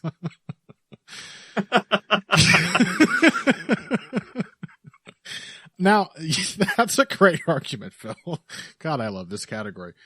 I'm a little surprised, I have to admit, at your take on the Chiesa situation, though. Surely cruelty is the point of the way the Mackenzie Estate Glue Factory operates. So the fact that Chiesa went in there, he had a bolt gun in his hand and a cow just standing there completely incapable of moving, and he decided, I'm going to beat this cow up for a minute first before executing it. There's something special about that. The unnecessary cruelty of it. It really was. He didn't even beat him up. They just like sparred a bit on the feet. Yeah, he beat him up a little bit. It's unacceptable. But the best Glue Factory performances are completely one-sided, and you're going for efficiency. They're meant to show the horse the futility of continuing. Like, you're not meant to go out there and have fun with them and be like, oh, look, we're competing. We're both legends here. Doesn't that make it all the more crushing for the horse that is Tony Ferguson? That he got to have a moment of like, we're having a fight, and then he just got summarily destroyed anyway? I mean, if the whole point... And maybe it worked. I mean, it did work. It really worked. I think. It worked better than anyone so far. I don't know. That's a good point. Maybe I'm one of those guys who like runs... they've just been running the factory for so long, and they're just like, this is how we make the glue here. And the young, guy comes into the factory and he's like, I've got a new way of doing it. Maybe we torture them first and it will make the glue better. And I'm like, no, we've done it we've done it 2 ways and we're going to keep doing it. That's what my father did and my father's father did. You blow them up with TNT or you shoot them in the head with a bolt gun. And then I was like, what if you tenderize them a bit first with some mental torture? And you're like, that'd never work. But maybe it did work. I was really willing to give this to Joaquin Buckley for his frankly uplifting performance against Colby Covington. True, yeah. Maybe I have to swallow my pride. I have to swallow my pride and I have to give it to Michael Chiesa. Because he does look like he's actually successfully made Tony Ferguson retire, at least from MMA. Yeah. Innovative use of psychological torture to ensure the best final product. Jesus Christ. Fuck. Yeah, I mean, look, I just wanted to make the argument. I'm happy to consider either of those. I think this is a category stacked with great contenders, to be honest. Like, Jones Miocic is its own kind of thing. Like Jones Miocic is a tremendous stuff, yeah. A disgusting scam. I mean, in some ways, Jones Miocic was unnecessary, because again, the glue factory is there to teach people that they don't want to be there. Stipe very clearly didn't want to be there. That's true. Picking up a paycheck. That's true. It did not have to convince him at all. They were like, are you going to come back? He's like, no, I didn't like this. That's true. Stipe was he was a little too in on it for it to be a true glue factory standout. He was willing, he knew he was going to get the shit kicked out of him probably, and he was like, yeah, fine. I'm going to get, $500,000, whatever. Still though, I mean, in terms of a completely unnecessarily cruel drubbing of an old fighter, which was also entirely transparent to us as even remotely educated fans. It's in the category for a reason. Eric Anders, Chris Weidman. Now, it may have done the trick, like the Ferguson loss. It's certainly the closest I've heard Chris Weidman come to sounding like he's actually talking about retiring. It is also marked by the fact that Chris gets out-wrestled by Eric Anders. Yeah, that's pretty mean. That's the part that lets the lesson sink in, which is certainly part of the spirit of the award, as you've said. But, I mean, and Pimblett, of course, like Pimblett defeating King Bobby Green is, brutal. Just really brutal. That one maybe takes the cake for most unsatisfying glue factory fight. But I'm really happy to consider any of these. This is your award. I will let you render the final pick. It sounds like it's between Buckley Covington and Chiesa Ferguson. One a feel good. Yeah. A productive feel good exercise. The other one, just crushingly, unnecessarily cruel. Yeah, I wanted to vote for magic, Mm-hmm. I wanted to teach people that making glue could be something transformative, that it could make a difference in people's lives, that you could leave people walking out of the glue factory with a song in their heart and like a dizzying sensation of just having inhaled like a lot of solvents. Right. But in the end, again, I have to consider that. I thank you for this comment, but I've just really underrated how innovative Michael Chiesa is and can be. I'm glad that I could play my small part in shaking up the industry. Yeah, I think it's just a new paradigm in the process of converting horses into things that can stick stuff together. And so, Michael Chiesa.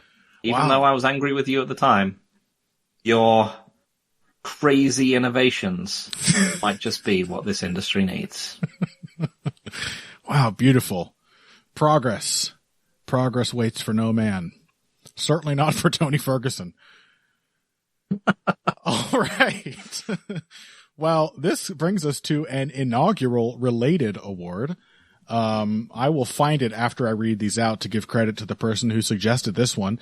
But this one I think is going to have to return because it really is like a necessary counterpart to the Glue Factory Award. This is the Employee of the Year Award. Oh my goodness.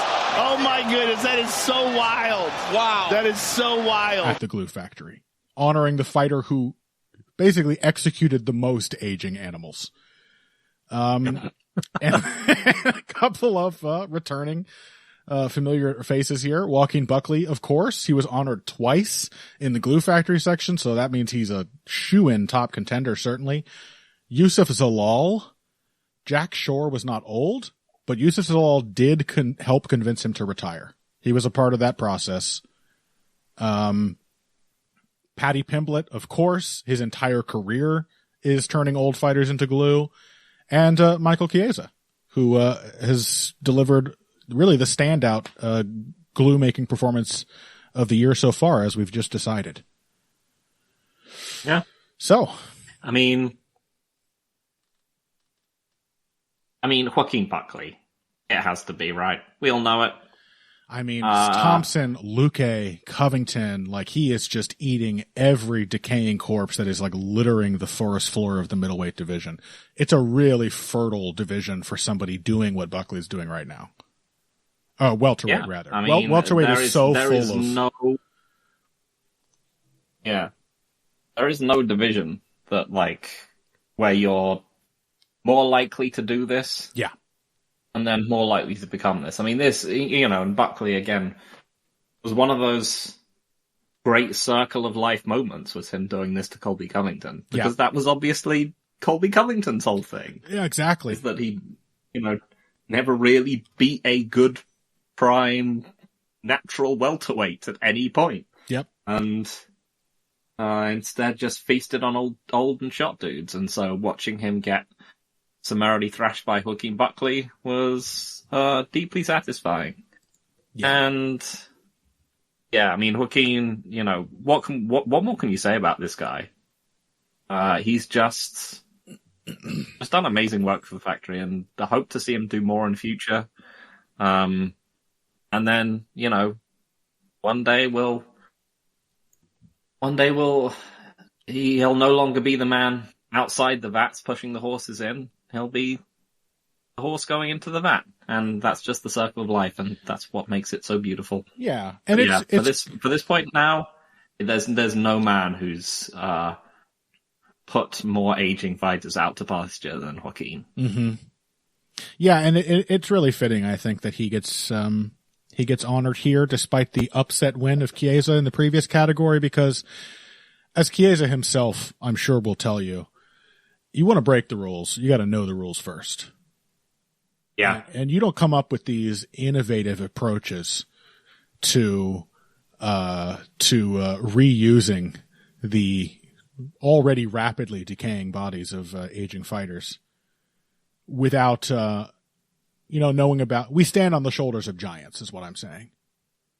And Joaquin Buckley is just a paragon of the traditional glue making methods that have been practiced for hundreds, if not thousands of years. Absolutely.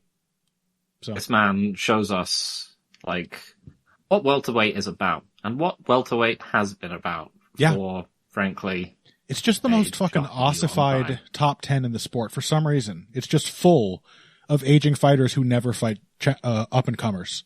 And so they just hang on to their rankings. Yep. It's been that way for like a decade. So a perfect division for a real fundamentals kind of player. Not one of these hip hop style glue makers, but lunch pail, puts his pants on one leg at a time and then takes them off inch by inch, because of course at the end of a workday they are completely stuck to his legs. All right. With extreme difficulty. Yes. Yes. All right. Okay. This brings us to another new award, which just kind of occurred to us last minute, but also feels related to these, because it's also an award about aging, the inevitable process that all fighters must go through. And this one is the Pickled Sakuraba Ear Award. Something's flapping. The winner, of course, will be awarded with the legendary pickled ear of Kazushi Sakuraba, one of the most horribly mistreated aging fighters in MMA history. And the 3 fights we have nominated for this category are Rafael dos Anjos versus Mateusz Gamrot, Brian Ortega versus Yair Rodriguez 2, and Robert Whittaker versus Khamzat Chimaev. To be clear, this category is honoring fighters whose bodies are absolutely betraying them as they age, whose fights are becoming more and more marked, Anthony Pettis style, by chronic injuries, and pieces are just flying off them mid-fight more than ever before. So, RDA Gamrot, Brian Ortega, Rodriguez 2, Robert Whittaker, Khamzat Chimaev. I think Whittaker Chimaev has the highest impact. That's a fighter that we even now still don't want to admit is aging, I think. But we are forced to confront with the fact that now just pieces are flying off of him. A apparently like nearly lifelong nagging injury lost him that fight. But I have to give my vote to Brian Ortega, Yair Rodriguez 2. Yes. Because Brian Ortega fucked up his ankle as his name was being announced. That's a special way to accrue an injury. That's like, there's a couple notable things like that got passed around back in like the, combat sports forum days. Like I remember some, kickboxing clip where a guy does like jumps over the ropes getting into the ring and like falls and separates a rib. You know, like this is just the freak accident shit that happens, but it's happening more and more to Brian Ortega. And the fact that it happened, like, I just never seen anything really quite like it. That he just comically injured himself right before the fight had even started, just before the fight had started. That's a special one. Yep. Yeah. I think that was basically why we decided to have this award. Pretty much, yeah. But it's a thing, again, like if we're seeing increasing longevity of fighters' careers, even if their results aren't really justifying that, we are going to be seeing more of this. Fighters who are just fighting for years with injuries that their bodies can no longer cope with. Yep. So I think something just fails them. Yep. It happened to Anderson Silva against Chris Weidman, and then it happened to Chris Weidman himself. Yep. All right. Well, Brian Ortega, congratulations. You are the most decrepit active fighter who has yet to be even shown a postcard of the glue factory. He's not even been threatened with the glue factory yet, but it's clear that is around the bend because his body is falling apart. Yep. All right. Next award, Phil. It is the worst KO of the year. Wow. What a result. What a result. The dumbest or least aesthetically pleasing. And there is one category here. And I think we all know what it is. Mm-hmm.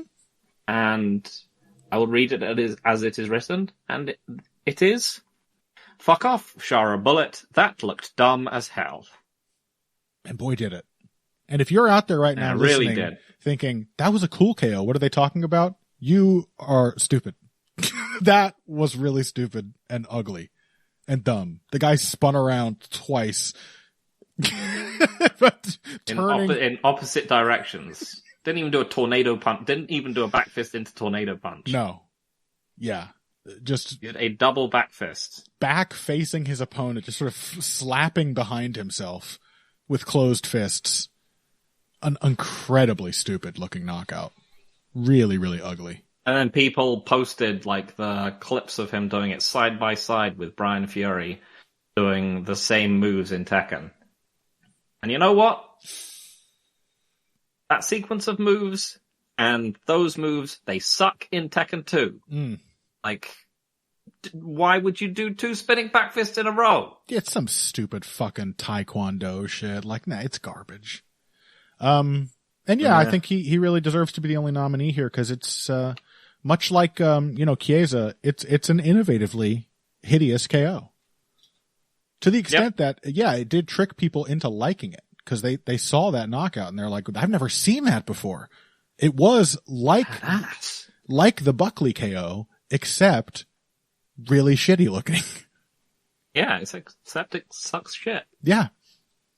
So definitely worst KO of the year. No competition even need be mentioned. And somehow we only came up for one for this. We must be able to think of a few as we talk about it, but clearly related to that, the Spike Carlisle Award for worst vibe of the year. Boys, you're going to have to carry the weight. I can barely talk. Which mysteriously only gets given out to ginger people.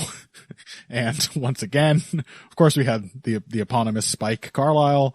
Bo Nickel got it last year and has only strengthened the sort of vague suspicions that saw him receive that award.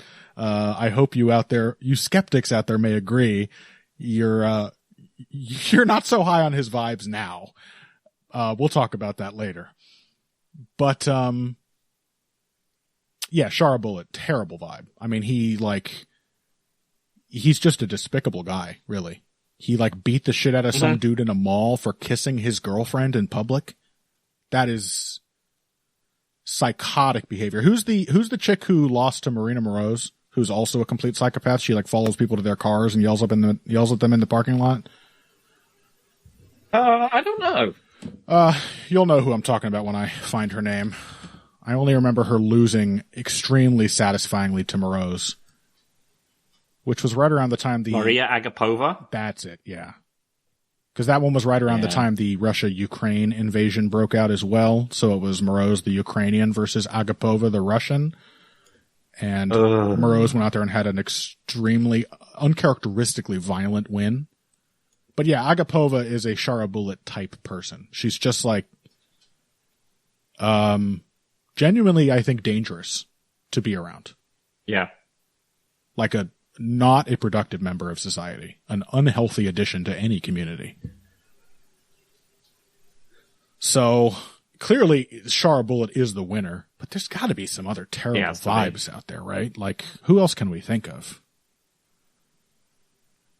There's obvious ones. Sean Strickland had a bad fucking vibe this year. He's been more annoying than ever. Colby Covington, of course.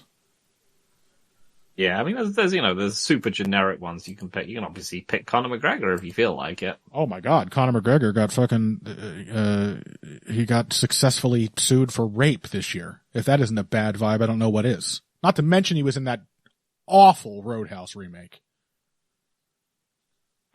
In all fairness, he's the best thing in it. He is, but that's really damning with faint praise. Mm-hmm. Yeah, so it's MMA. There's a lot of bad vibes, I guess. So yeah, I know. I was thinking this when I was doing it as well. I was like, there must be more people, but every time I tried to think of someone, Shara Bullet's stupid face just floated up in my mind, and I couldn't think of anyone. So fuck him. And it's not even Bo Nickel. I think he's probably kind of I don't know if he's a bad person, but he's definitely a touchy asshole. Just comes across a little douchey. Yeah, he's a touchy, insecure asshole in his own way. But that's a vibe. It almost works against Shara Bullet here. It is not a vibe that is bad about him. He is a bad guy. He's a bad person. Yep. He's really done evil things to people. So that almost disqualifies him, but it also makes him the only contender who really deserves to win. He's just not a good dude. Yep. All right. Congratulations, Shara Bullet, you fucking asshole. And that closes out the weird stuff section of the Handies, which brings us to perhaps the most bloated final section of the show yet, the strategy section.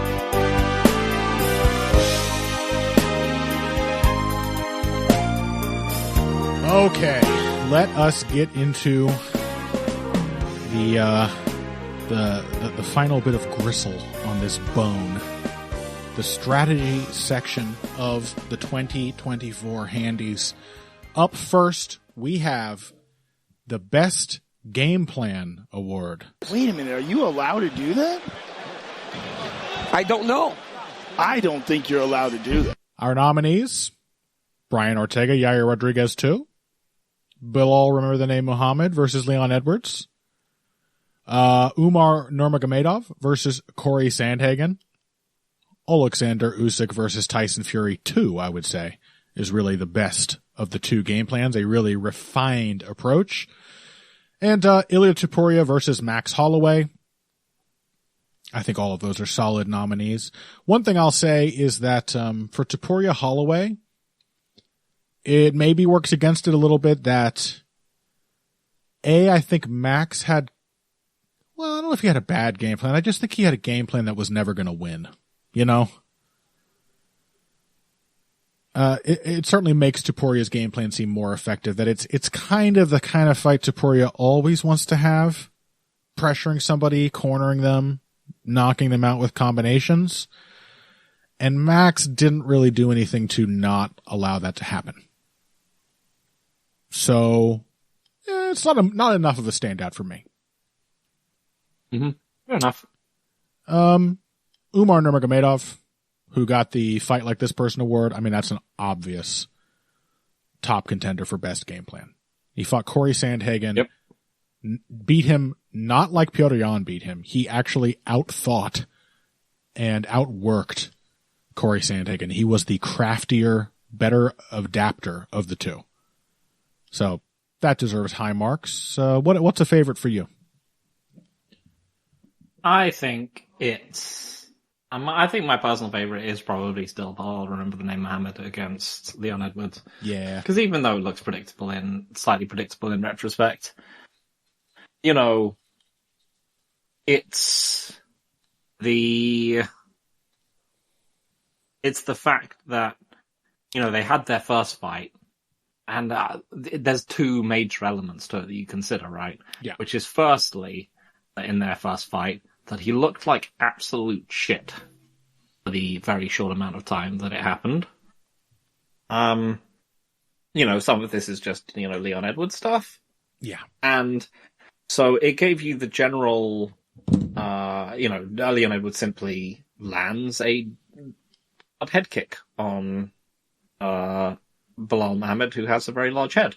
Mm-hmm. And then, you know, he's just hurt for most of the rest of the round, and so people are like, look at how Leon is disrespecting him. He's just destroying him and walking him down. It's like he's really badly hurt at this point. Leon Edwards is not really being any more aggressive than he normally is. Mm-hmm. He just landed a good one. Yeah.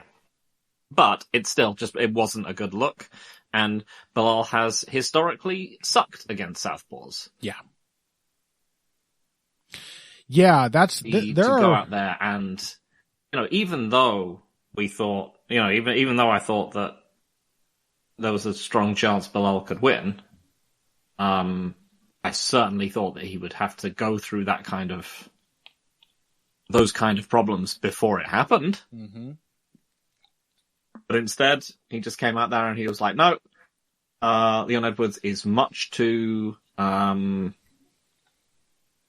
sporadic in his offense. He wants to have time and space. I'm simply not going to give it to him. He went out there and he stuck to him like glue, and he just perfectly executed and won an incredibly convincing decision. Yeah. I'm really, I'm jiving with most of that rationalization there, because while this does have some elements of what I just said against Topuria Holloway being really considered, in that, as you said, it is a very, I mean, shit, it was a top contender for the fucking Elkins Johnson Award for a reason. Like, This was a very Leon Edwards fight. Does that make the fact that you could game plan against this really dysfunctional fighter a little less impressive? I suppose so. But we saw how their first fight went.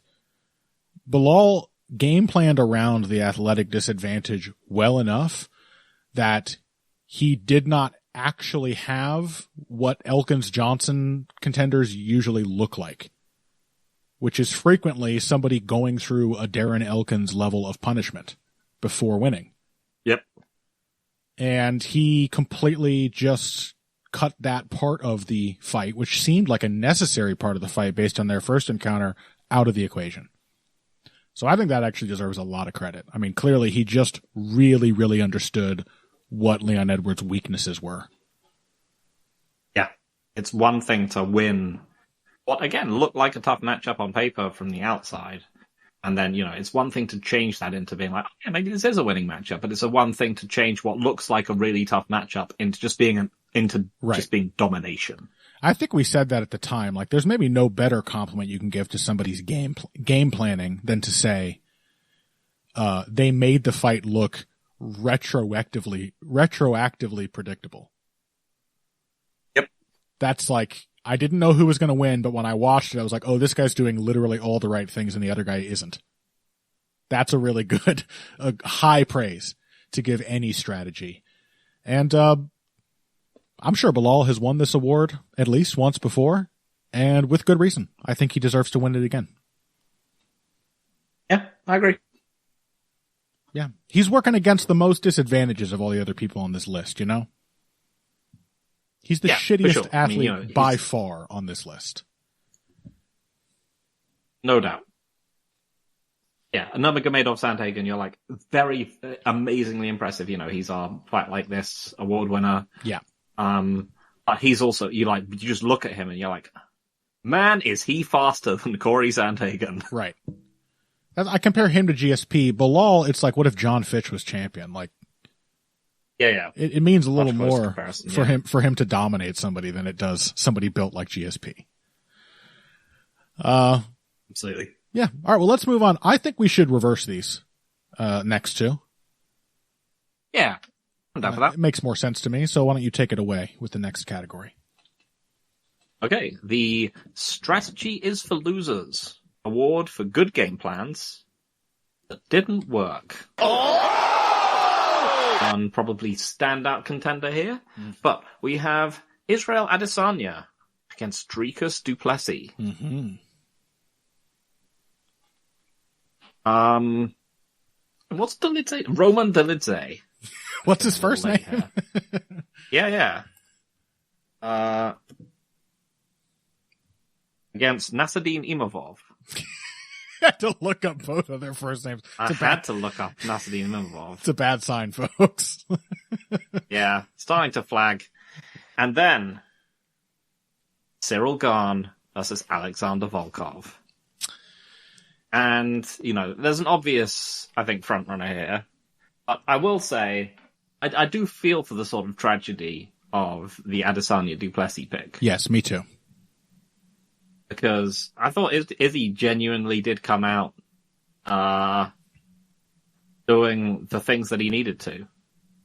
He was more aggressive. He was forcing himself on du Plessis more than he has been lately. Mm-hmm. He was trying to punish du Plessis with the low kicks. But unfortunately, there were just two things working against him. One, and they were sort of related. One of them was that people slow down their pace and become passive for a reason. Yep. That's because their brain is just starting to work like that. And so they cannot maintain aggression in the same way that they did when they were younger. Mm-hmm. And the second element of that was that du Plessis recognized that fact. Mm-hmm. It was just like, well, I am the brain part of me, which is independent from all other parts of my body, has recognized that you cannot actually keep this up for any serious amount of time, mentally speaking. The Stegosaurus-like walnut-sized brain located around my pelvis. The secondary neural center has recognized a pattern here. Yeah. He knew that, and he said it in between, I think either in between rounds or after the fight, I forget. He was like, he can't keep this up. Yep. It's only going to be a couple of minutes every round. And he was right. Totally. And so, it ended up being just this really tragic fight for Israel Adesanya, who was this, incredible, technical, untouchable champion who was, potentially looking to be a multi-weight champion and going to be the next Anderson Silva and all these other, really was gonna be like the next big star. Yep. And his championship career ends up with him losing to like two of the Yep. ugliest fighters Yep. that like a very ugly division has seen. Yeah. An utterly shameful conclusion, really, to Adesanya's championship reign. It really is. It's a hard pill to swallow, even for me, a guy who doesn't particularly like Israel Adesanya. It's I feel for him. I don't know if it's shameful. As you know, we said after the fact. I mean, I'm not embarrassing. Absurd number of fights. Yeah, it's embarrassing. I don't mean shameful like he should be ashamed. Yeah. I'm sure he is embarrassed. Like, what the fuck? Yeah. These are the guys that undo my great reign. Yeah. Yeah. Humiliating. So yeah, there's a lot of, but I feel the actual pick again has to be Cyril Gane, Alexander Volkov. I mean, the thing is, like you said, Adesanya's game plan actually wasn't going to work. Like, if it's unsustainable, it's not a good game plan. And maybe you can forgive him for not recognizing that this basically would have been a great game plan if he was still a young man. But Volkov had a perfect game plan against Cyril Gane. Perfect for the fighter he is right now and for the fighter Gane is right now. And he was genuinely fucking robbed. In a way that we honestly do not actually see that often. Like a real robbery. Cyril Gane didn't think he won this fight. He was very sure he'd lost it. Yep. So it's got Volkov literally won the fight and didn't get the decision. That is a clear winner for the Strategies for Losers award. Yeah, one of the most genuinely infuriating results of the year. Yeah. Incredibly unfair. It's so satisfying to see someone, overcome and beat a tough stylistic matchup. Yep. It is incredibly irritating to watch someone overcome and beat a tough stylistic matchup and then just have the judges take it away. And I do not know what they were watching. Yep. Dreadful, dreadful judging. On what should have been a career highlight for Alexander Volkov. Yep. He was old. He's, no one would be expecting him to improve at this stage in his career, and yeah, absolutely shameful. I wish we weren't awarding him this one, but he deserves it. In his own way, this was this was just a great performance. Yep, he really did deserve it. He is unfortunately the winner, or as the case may be, loser of this unenviable award. And that brings us to the inverse of this award.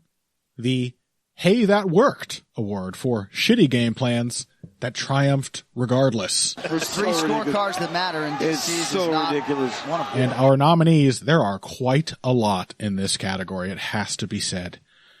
We have Ian Gary versus Michael Venom Page, Michael Morales versus Neil Magny, Juliana Pena versus Raquel Pennington, a fight where I literally forgot the day after that Pena had gotten the decision. I just went into the next morning thinking Pennington had won the fight. Michael Chandler, honorable mention.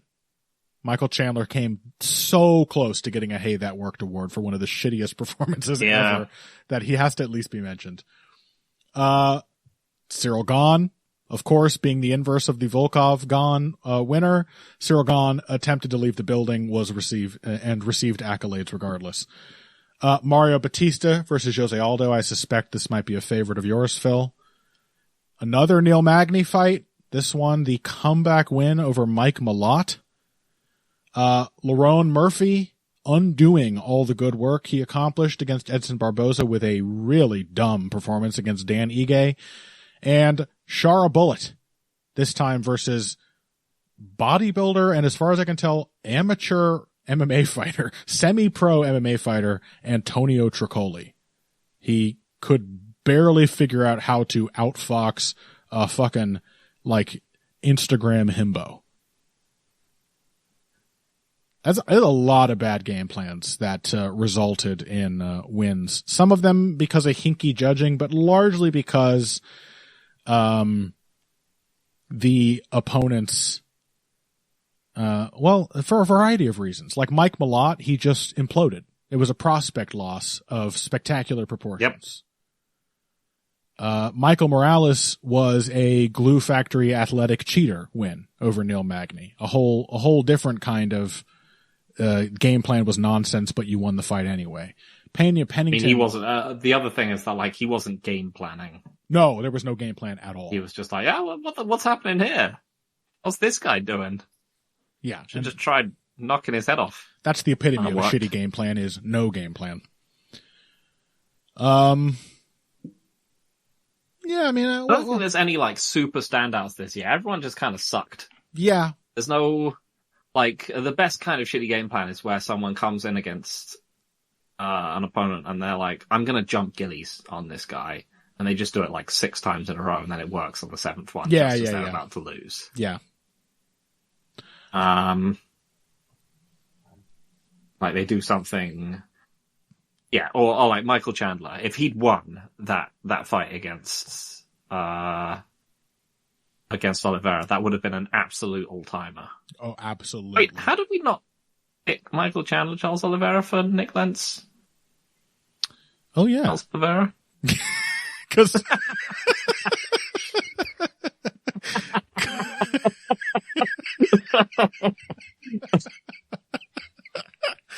We're bad at this. Really bad. I didn't think of Darren Elkins for the award named after him until the last fucking minute, and I completely forgot Charles Oliveira for the award named after him. In a completely obvious rematch that went almost exactly as people expected. Let's retroactively make that the winner of the Nick Lentz Charles Oliveira Award, because duh. Incredible oversight. It's funny, we usually don't catch them. Usually it's the fans who catch our ludicrous oversights. Like, what are you doing, you moron? Something like, oh yeah. Oh yeah, you're right. Well, we got that one. Right. It's not too late. That's funny. Hey. Yeah, so nothing super stands out. Like Penny Pennington, because she won a title off it, and she was like, I'm gonna win with my kickboxing. Yeah. I'm surprised you're not gunning harder for Batista over Aldo. Because you were mad. I can understand why he's looked at people fighting Jose Aldo and he's thought.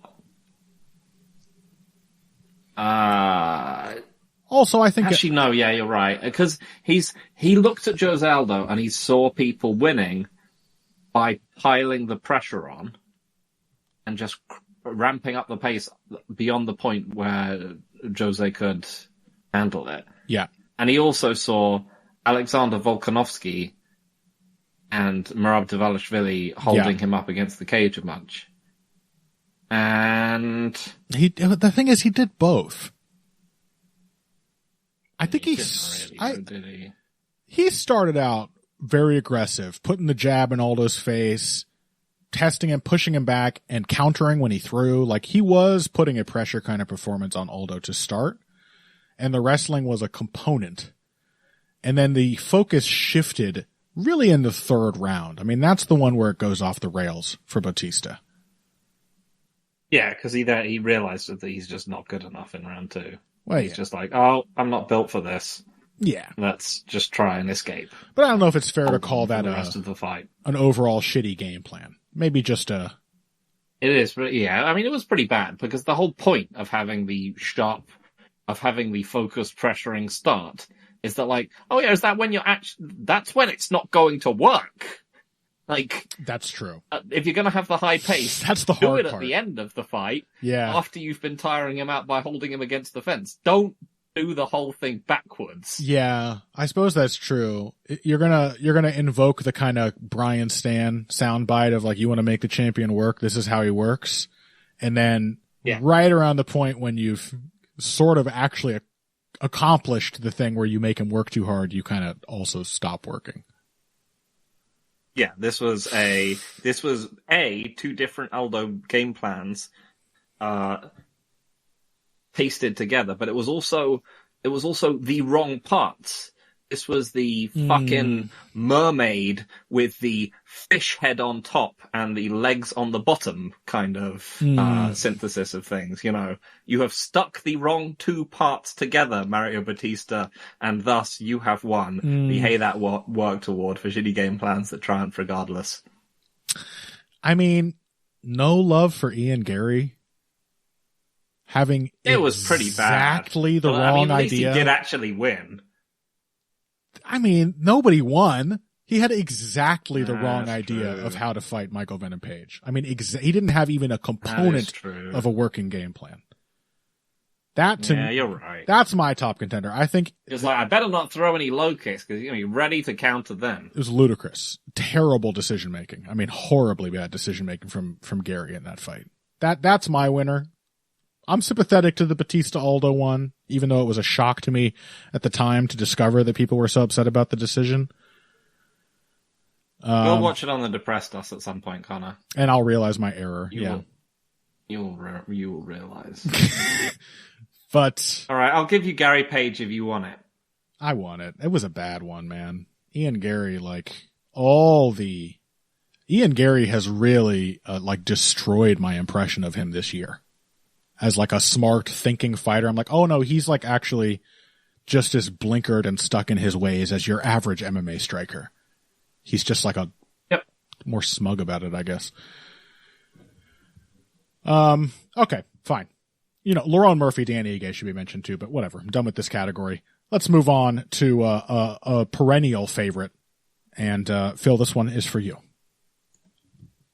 Yeah, on to Worst Brain Thinking in a Fight Award. Let me ask you an honest question, John Anik. What do you got? Do you understand NFTs? Also a stacked category. Yep. We have Amir Albazi against Brandon Moreno. We have Alexa Grasso against Valentina Shevchenko. 3, surely. Paulo Costa. We have Paulo Costa, counterpuncher, against Sean Strickland. We have Vitor Petrino slamming himself into a guillotine. We have Steve Urseg's incredible 5th round takedown on Alexandre Pantoja. We have King Bobby Green's tragic takedown on Paddy Pimblett. Jonathan Martinez crippling Marcus McGee, then comforting him with a fight-losing hug. We have Yuri Prochaska's incredible adjustments for his rematch with Alex Pereira. And we have Sean O'Malley, who has no idea who Merab Dvalishvili is. Never seen him before. Never heard There's a lot of good ones here. Yeah, really. I mean, as many bad game plans as there were that triumphed this year, there were some people who really pantsed themselves in the cage with a terrible strategy. Yeah, there's bad strategy, there's bad tactics. Yep. I think there's one obvious standout. Singularly bad decisions. I mean, well, who's the standout for you? I think that there's one standout because they were given so very, very, very long to make adjustments and in fact got worse. And that is, of course, Alexa Grasso. Other people have done things like, Urseg's 5th round takedown, whatever. You suddenly you're like, oh, I think I'm winning. Let me just make sure I'm winning the portion of the fight that I was losing before. I will hit him with a takedown. I will get him. I can understand this in the moment. Jonathan Martinez, this man clearly has no concept of how to win rounds in fights. He's just one of those guys. He cannot think that way. It just, it is what it is. Yuri Prochaska, do I expect him to make adjustments to anything? No, he's a stupid person. Steve Urseg is too inexperienced. I mean, that's a great excuse for that bad decision he made. Amir Albazi, came back from an extremely bad injury and quite traumatic surgery, and frankly just looked like it. Yeah. Was Brandon Moreno... Alexa Grasso, man. Was Moreno Royval also this year? Yeah. Because that was also a worst brain thinking from Brandon Moreno. Oh, yeah. He was on both sides of this. equation this year. Yep. Yeah, I mean, the thing with Grasso is, like, she fucking beat her before. Yep.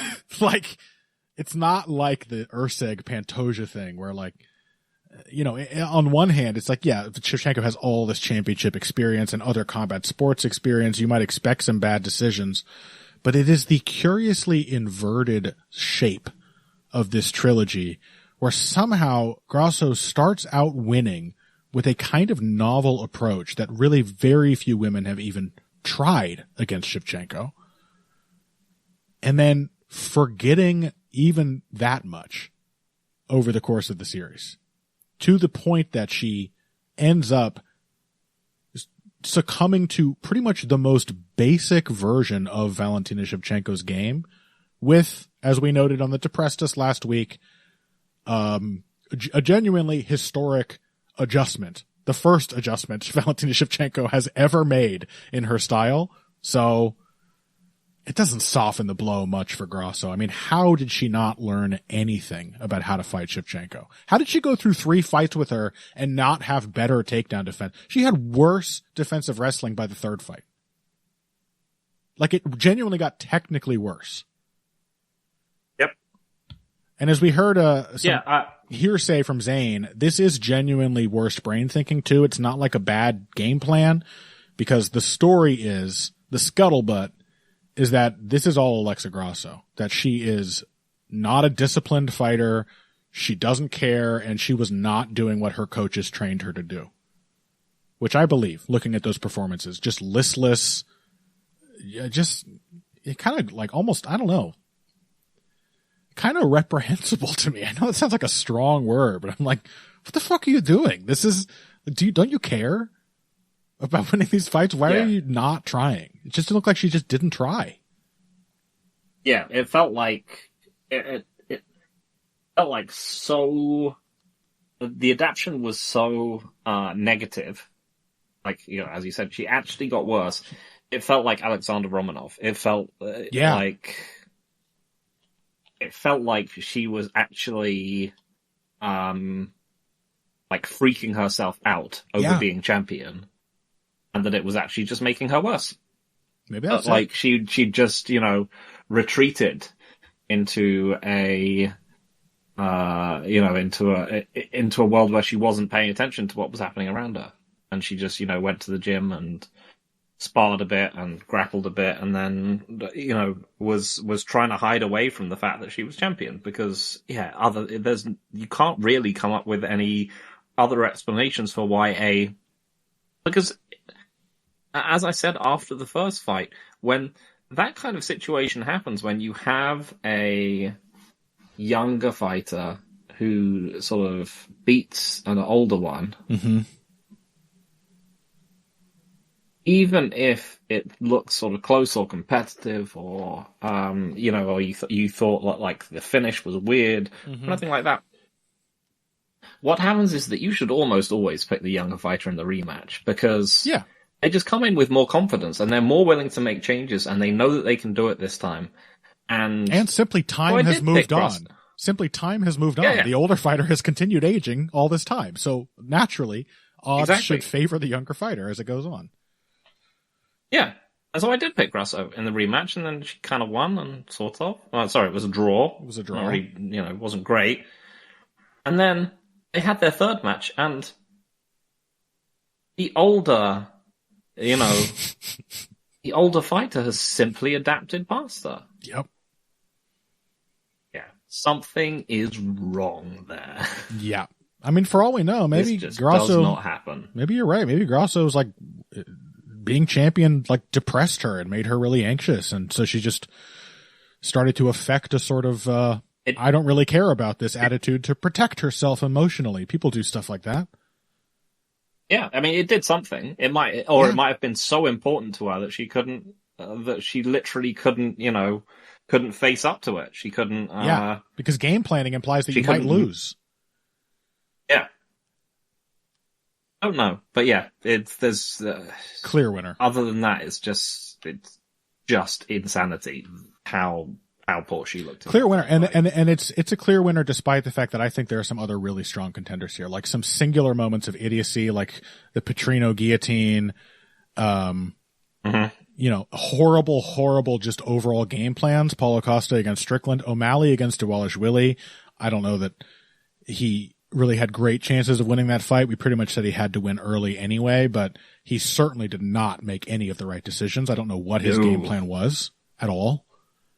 And Jonathan Martinez, Marcus McGee was really a two-way bad decision contest.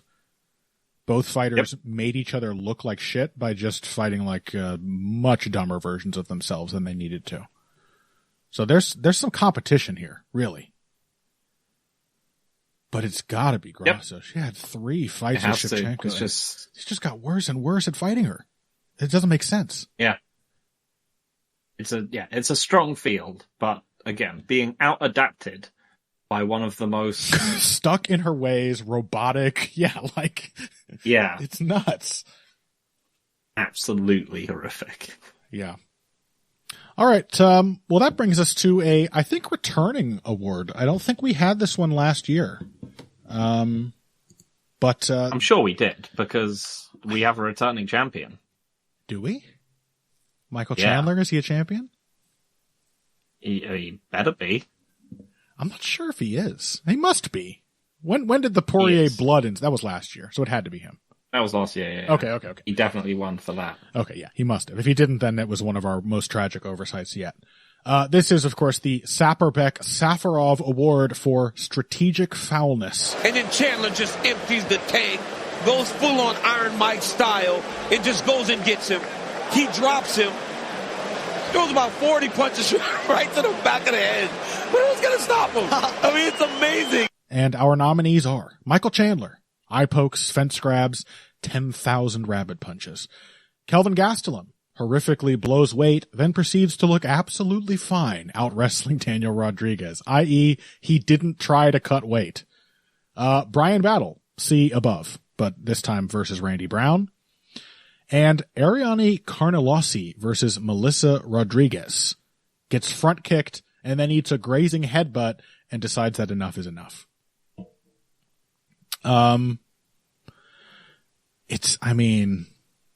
We were disgusted at the Gastelum thing when it happened. Yeah, that's definitely the one that I had the most emotional reaction to. Yeah. It felt like cheating. Like after all this time.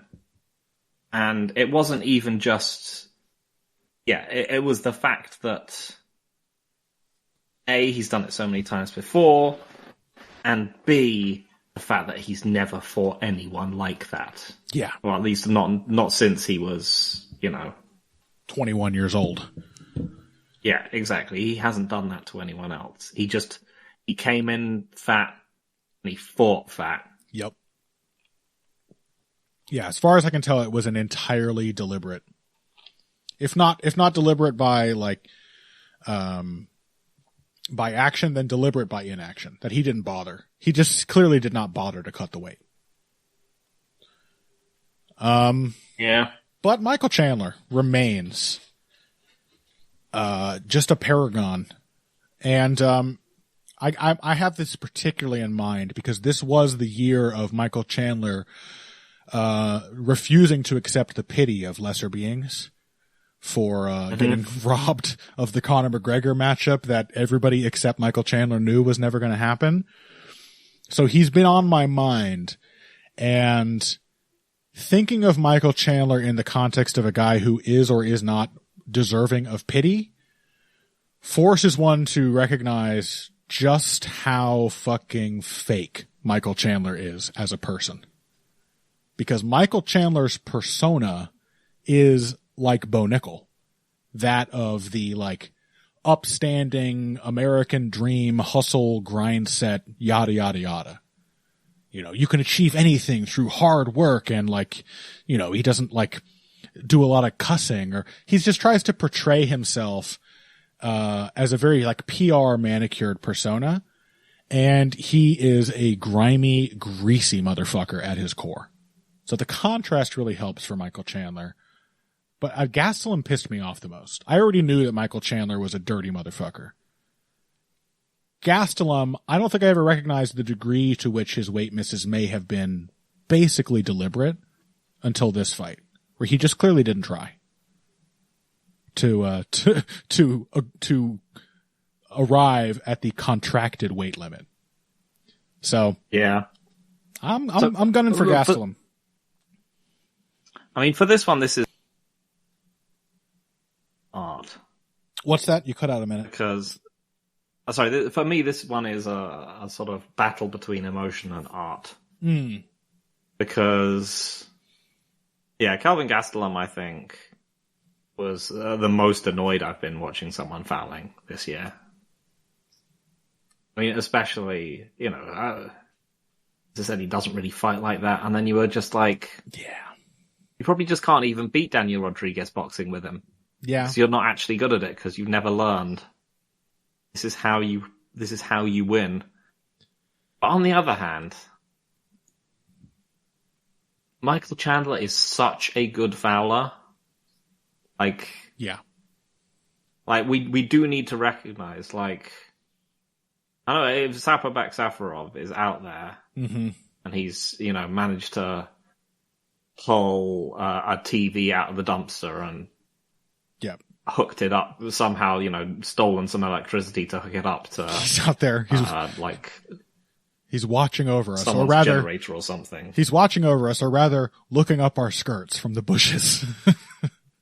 Yeah, if he saw those fights, you know, his greasy hands on someone's window as he peers in at the people watching MMA, he would see what a incredible. I think he would respect what an artist of fouling Michael Chandler is. Mm-hmm. I mean, because that Charles Oliveira fight, like, it's not an exaggeration. No, like, he eye poked him multiple times. Mm-hmm. He fence grabbed him to get out. He fence grabbed to get out of takedowns, and his big moment. I mean, you're saying that, like, remember how annoying the actual Michael Chandler.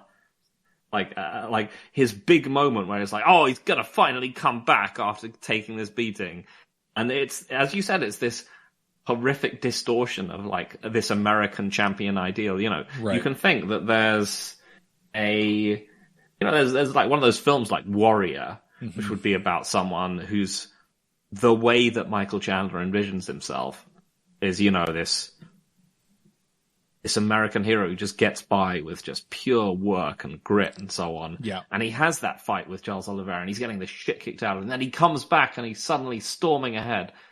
And you actually watch the fight and you just see him punch Charles Oliveira directly in his spine. Like, just 20 times in a row. Aimed shots. Precision rabbit punches. I mean, he's never going to match his Sistine Chapel of fouling. He's never. I'm saying that now. I mean, I don't actually know whether he will. Maybe he will. We don't know what other kinds of bodily fluids he might have stored up for a future exhibition. Yeah. I mean, fish hooking a man in order to pour your nose blood into his mouth is something I never thought that I'd see. Yeah, pour also suggests a more sort of liquid consistency to the nose blood, which was really quite clotted, I recall vividly. Yes. Onk. One of the most disgusting things I've ever seen in a fight. Just gross. But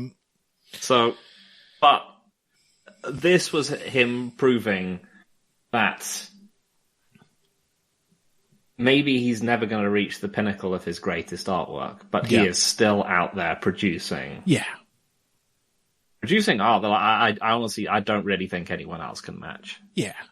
It's like, you know, Stevie Wonder has songs in the key of life, and it's like, well, it's a double album. It's full of classics. It's got I Wish. It's got Sir Duke. It's got Knocks Me Off My Feet. It's got Isn't She Lovely? I mean, my God, how many huge Stevie Wonder hits are on this legendary album? But he did have Hotter Than July come out in the 80s. And it's like, this is a good fucking album, actually. This one's pretty dope. Mm-hmm. It's got Rocket Love. It's got some bangers on it. It's got some heat. That's Michael Chandler. He's still got it, you know? You can't always relive true greatness, but he still has it. It's especially appropriate because this is the award for strategic foulness. You know, that's what really makes Saparbek Safarov watching through the window. That's what really makes him pull the 2-day-old fried chicken drumstick out of his mouth and use it to wipe his nose in wonder. Is that it's there to win the fight. And in that sense, Kelvin Gastelum, really deserves the nod again. But Michael Chandler is such an artist because I'm not the first person to make this joke, but it's really apt when you consider that Michael Chandler is a man who will do anything to win except getting better at fighting. The whole strategy is the fouling. He goes in there with no ideas except that he's going to be a hero, and at some point he's going to start viciously cheating because the fight has just spiraled out of his control in a way that he somehow did not see coming. So the fact that the strategic foulness is really the sum of Michael Chandler's strategic ability, that's something special. Yeah. I mean, I think Saparbek would, he would like Michael Chandler because he would be able to see past the purely physical. Yeah. Because Michael Chandler looks, he's handsome and muscular and so on.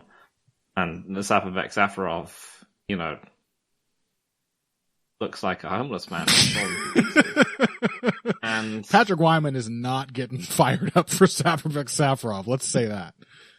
I think Saparbek would look at Michael Chandler and he would be able to look past the surface and know that this too was a man with the soul of a rabid sewer rat.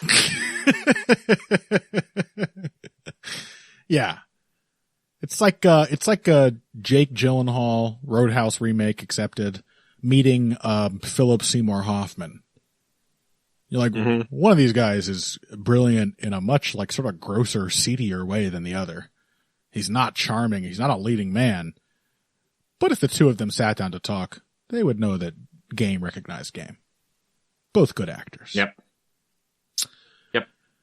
All right. Well, that brings us, we are on the home stretch now. That brings us to, I think, our third or fourth to last award. This is the most improved fighter. I respect what that guy did. A fighter who actually got better. And a pretty strong category. Again, as much as this was a year really defined by bad matchmaking, there were a lot of standout people kind of pushing their games forward. Joaquin Buckley, of course. Bilal, remember the name Muhammad, still haven't forgotten. Sean Brady. Valentina Shevchenko, making her first improvement ever, which, considering what she's been working with, is actually quite a lot. Brandon Royval. Du Ho Choi, waited till he was 34 fucking years old to learn to slip punches.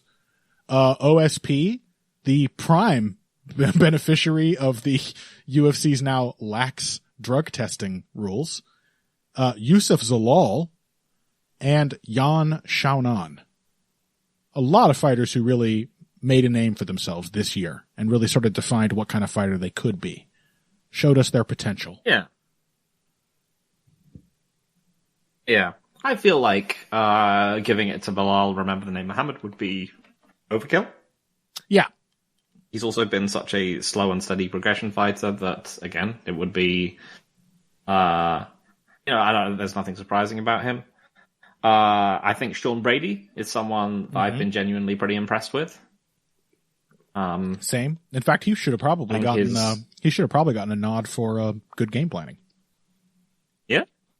And his summary thrashing of Kelvin Gastelum is even more satisfying in retrospect. Absolutely. OSP shows that, even late in life, you too can get on the sauce. Yep. Age is just a number, and so is the picograms showing up on your piss test. That's also just a number. Yan Xiaonan, I feel like her improvements were possibly last year more so than this one, but she has genuinely improved a lot from where she was. Yeah. I mean, I think people who have, when I think of people who have genuinely surprised me this year, I think it's between Doo Ho Choi, Royval, and I would say Zalal. Zalal got ran. Zalal and Buckley. And Buckley. But Zalal he's a personal favorite of mine because he got ran out of the UFC for just like not being authoritative enough a fighter of like. Yeah, it was just capital T technical. Yeah, he was trying to neutralize constantly to his own detriment. And then he got cut, went to the regionals and was like, wait, I'm capable of crushing dudes on the regionals. Am I actually such a bad athlete that I can't do this to good fighters too? And then he came back to the UFC and he's been murking people out of nowhere. Yeah. He's just suddenly a violent finisher. And he's doing it in like intelligent ways. It's not an accident. So he's a top contender for me. He really has gotten a lot better. Yeah. But Doo Ho Choi Joaquin Buckley, as we said, like someone who, again, style matchups being what they are, I think, people who have some ability to be mobile and fight long have always troubled Buckley and will always continue to do so. But we're still talking someone who looked pretty bad against Stephen Thompson. Yep. Who then, like, genuinely looked the best he ever has against Covington. And as much as you might say that, like, this is just a blank slate of a fighter, he was still countering. He was feinting. He was winning with a southpaw jab. Yeah. Controlling the fight with a southpaw jab in an awkward closed stance, southpaw versus southpaw matchup too. I mean, yeah, a lot of, even if you take the context of how shitty Colby Covington is now, there are a lot of really good signs there for how Buckley actually went about winning that fight. Yeah.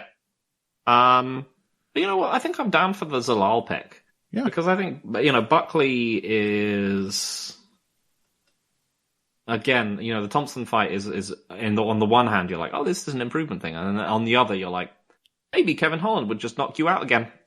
And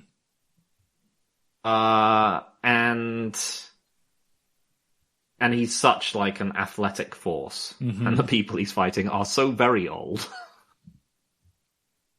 And, even though, like, Zalal and Buckley might be passing each other on Glue Factory shifts, he is less of an obvious athletic freak than Buckley is. Yeah.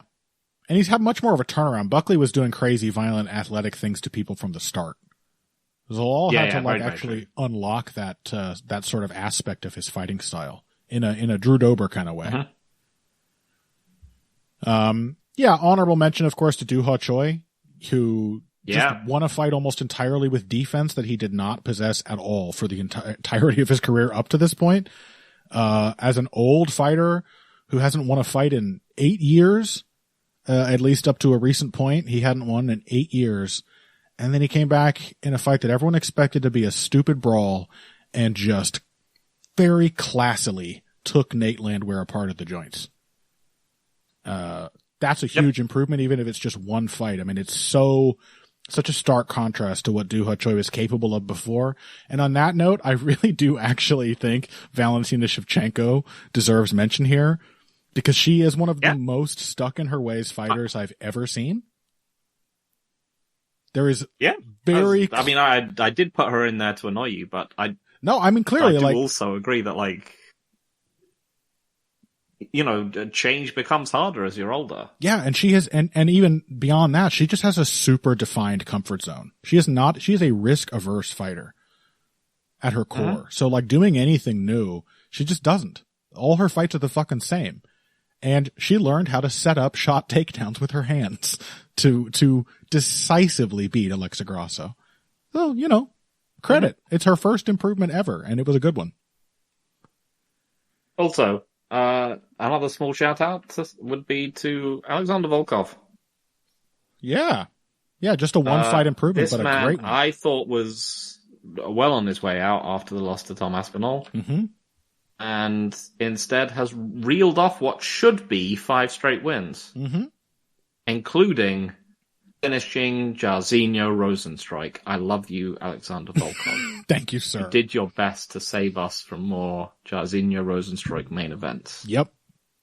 Yeah, Volkov definitely deserves to be mentioned. He's had a great year. But I yeah, don't know. I mean, I think Yusuf Zalal.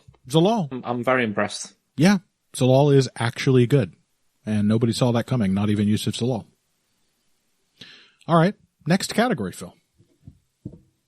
We have the most improved. You can't say much other than wow. Wow. Fighter. Very well AKA, yes, the fighter who has fallen down the capital T technical rabbit hole the most. And they're not all capital T technical fighters, to be clear, but yeah. they're all fighters who've gotten worse or decidedly not improved when they clearly need to. Yep.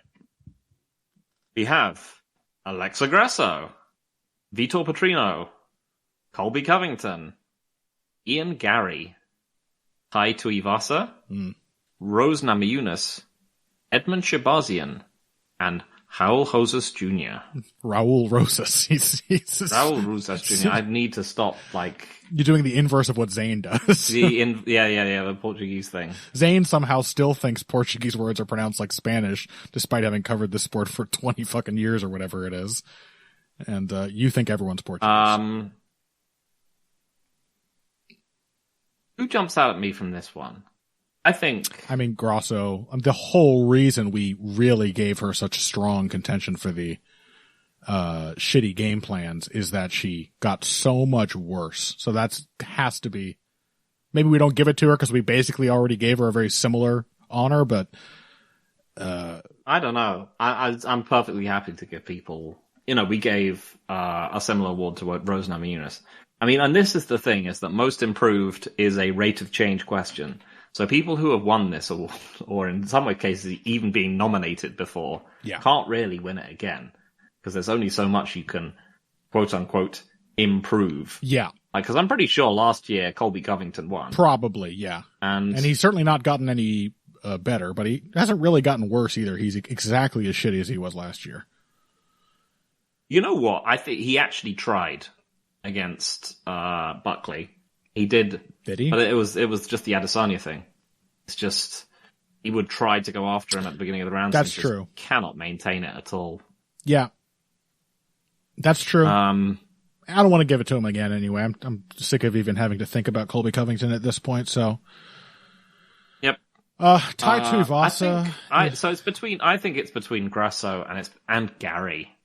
Yeah. Because when we were talking about Gary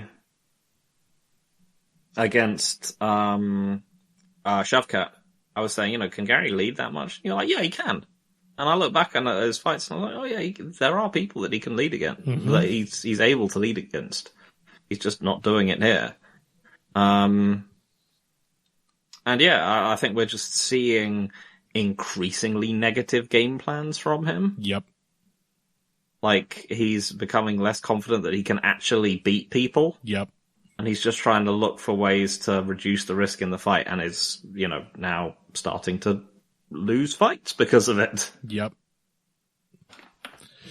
Yeah, I'm there for Gary too, actually. I think he has effectively run out of the adaptability that actually made him such an interesting prospect to start with. Because he was a guy where, look at him, he's picking up on the patterns in these opponents' games. He had some tactical awareness, he was studying his opponents and their weaknesses. And it turns out that he's actually really kind of limited in exactly the way most MMA fighters are, in that whether he can pick up on these things or not, there are fundamental weaknesses in his fighting style itself that just mean he can't win fights at this level. It's just become very clear in 3 fights. He cannot convincingly win fights at this level. And I think it's because, he's stopped improving. In fact, I think he has gone the reverse. I want to give an honorable mention to Tai Tuivasa, who really made me very mad this year at his coaches watching him. This was a memorable moment for me. I can't even remember what the opponent was, but it was just the 4th fucking time I'd seen Tai Tuivasa in a 12-month span just go in there and have absolutely nothing new to offer. This is a guy who has been not improving for like a decade now. And my God, has he kept up that record, because he is not learning anything. But I'm pretty happy to give this one to Gary, if I'm honest. Yeah, I think Grasso I would also be totally fine with Grasso, but of course, but she already got her. But yeah, I think because Grasso winning the title in the first place was a surprise. Yeah. So her going backwards but yeah, it's the fact that Gary's whole thing was that he was like a smart fighter. Right. And yeah, that is... In many ways, Grasso has just kind of returned to form, right? She was usually, yes, exactly, historically a much less consistent fighter. Yeah, exactly. As you said, the fights with Valentina were in reverse. If their first fight had simply looked like their third one, yeah, Grasso would have gone back to the back of the queue, and no one would have thought any different about either of the two fighters. Exactly. Yeah. Gary destroyed his reputation this year, having to, for the first time, fight like fighters that he respects or is worried about, however you want to phrase it. Yep. He feels differently about fighting these welterweight contenders than he did the scrubs he was beaten up on earlier in his career. So, yeah, Ian Gary, a deserving winner there.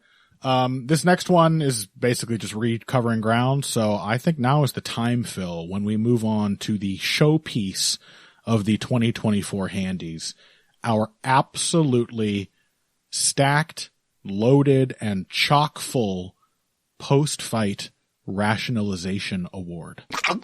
That's what the male does. The bull.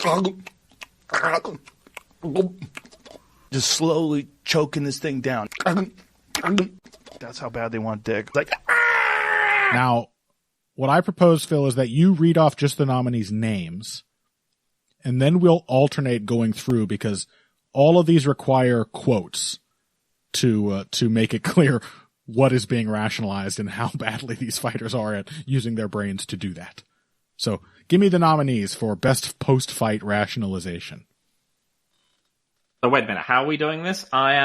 Just tell me the nominees, just their names, and then we'll go through the actual details back and forth. Does that work for you? Yep. All right. So, we have Michael Chandler, 2 down, 18 to go. We have Carl Froch is a bitter man. We have Bo Nickel thinks fans are unfair for expecting anyone to KO Paul Craig. 17-9, 5 losses by KO. We have He Showed Me Fuck You. Arman Sarukian, that one is. By Arman Sarukian. We have Tim Kennedy lied about getting a Purple Heart. We have Dana White does not actually watch fights. We have a porky, fresh Kelvin Gastelum sits on Daniel Rodriguez. We have future winner of this award, Brian Battle, blows weight and wall installs Randy Brown to a highly debatable win. We have Tyson Fury defeated by geopolitics. And finally, we have the assassination of Jamal Hill by the coward Alex Pereira. I really like that one. All right. So you kick us off with Chandler Oliveira. Okay, Chandler Oliveira, 2 down, 18 to go. Is it Chandler's quote? Yeah. I'm not happy with my performance. I would give myself a 2 out of 10. I cannot overstate how horrible of a performance this was compared to what my vision was for what I'm capable of. I believe I beat Charles Oliveira 9 times out of 10. As he's now a very replicable looking 0-2 against Charles Oliveira. This does mean that he simply has to now rack up 18 consecutive wins. Saying you beat someone 9 times out of 10 when you've lost to them twice is really, really funny. That's like, yeah, you couldn't have written a better piece of satire if you tried. It's a really funny comment. Actually, a listener with more statistics could probably explain that. Actually, he needs to do it much more than 18 times now, because he needs to prove it at the 95% confidence. That's true. That's true. there's some margin for error here to hit that 90th percentile. Yeah. That just goes to show foul him more next time. Yeah, the delusional self-belief of Michael Chandler on full display there. All right, Carl Froch is a bitter man. This one a rare example of someone being honored for rationalizing somebody else's fight performance. This was after Anthony Joshua's fight with Usyk, right? No, Yeah. Dubois. No. It was Dubois, yeah. Dubois. All right, Carl Froch says, I'm not going to try the accent. Maybe Phil could do it. Joshua you have to try the accent. I can't even, where is he from? Is he like northern? You do it. Whatever. I can't replicate it. Okay. All right, fine. Joshua got absolutely battered from pillar to post. The worrying thing for me is every time Joshua got clipped on the chin, his legs were gone. His powers of recovery were awful. This is the problem when you get the silk pajamas. You don't want it anymore. I question Joshua's desire to be in that boxing ring anymore. AJ went down face first, ass in the air, little breakdance move. Come on. I'm not being horrible, but that's no way for a soldier to go out. This is one of my favorite sort of subcategories of post-fight behavior, which is fans who clearly have a vested interest in the result getting mad at the person they expected to win not winning. Mm-hmm. This is clearly... it's also just that Froch really, really hates Anthony Joshua. Of course, but he wanted him to win as the Englishman. I don't even know that that's the case. I think he just really hates him. You think that's it? Saw a chance to just stick the knife in. To just shit on him. Yeah. I mean, but also shitting on him in a way which makes Froch look like a complete idiot. You're just like, every time Joshua took the clip on the chin, his legs were gone, his powers of recovery was awful. You don't want it anymore. I mean, the whole thing of that fight is just Joshua just desperately trying to get up over and over again. Yeah. And like, he went down face first, arse in the air, little breakdance move. Like, that's what happens when you get knocked out. You lose control of your body. That's what being knocked out is. A real man falls down into a recliner real man just goes down when he's knocked unconscious. He falls into a conveniently located lawn chair. Yeah. Yeah. Strike the manliest pose possible when you get KO'd. It's also a great example because post-fight rationalizations are by definition wrong and illogical. And really, Anthony Joshua's heart and desire is the only thing you can credit him for in that performance. Yeah, exactly. To point to that as being the problem, like, he didn't quit. That's the only impressive thing he did. His game plan was terrible. His technique looked shoddy, but he was trying. So I don't think the silk pajamas had a goddamn thing to do with it. Yep. All right. Next up. Okay. Bo Nickel thinks fans are unfair for expecting anyone to KO Paul Craig 17 and 9-5 losses by KO. These guys want to see blood. They expect me to knock everybody out in 25 seconds or choke them out in a minute. And the reality is, these guys are all professional fighters.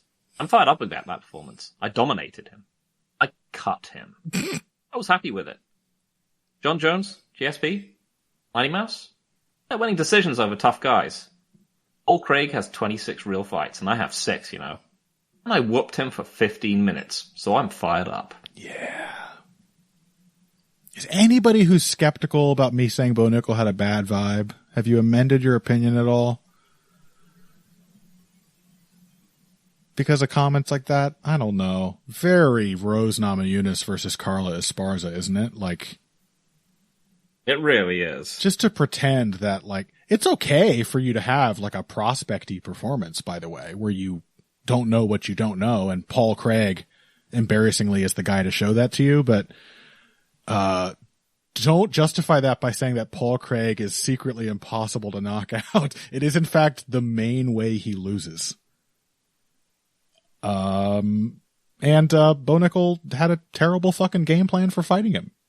He saw Paul Craig, who, by the way, also gets out-grappled, even if it is also the only area where he really wins fights, and thought, I'm a wrestler, but this guy's kind of dangerous on the ground. Maybe I should do the thing I'm not bad at And then when it becomes clear that I'm not good at, and when it becomes abundantly clear that I'm not good enough at it to win, let's just keep doing it for the whole fight.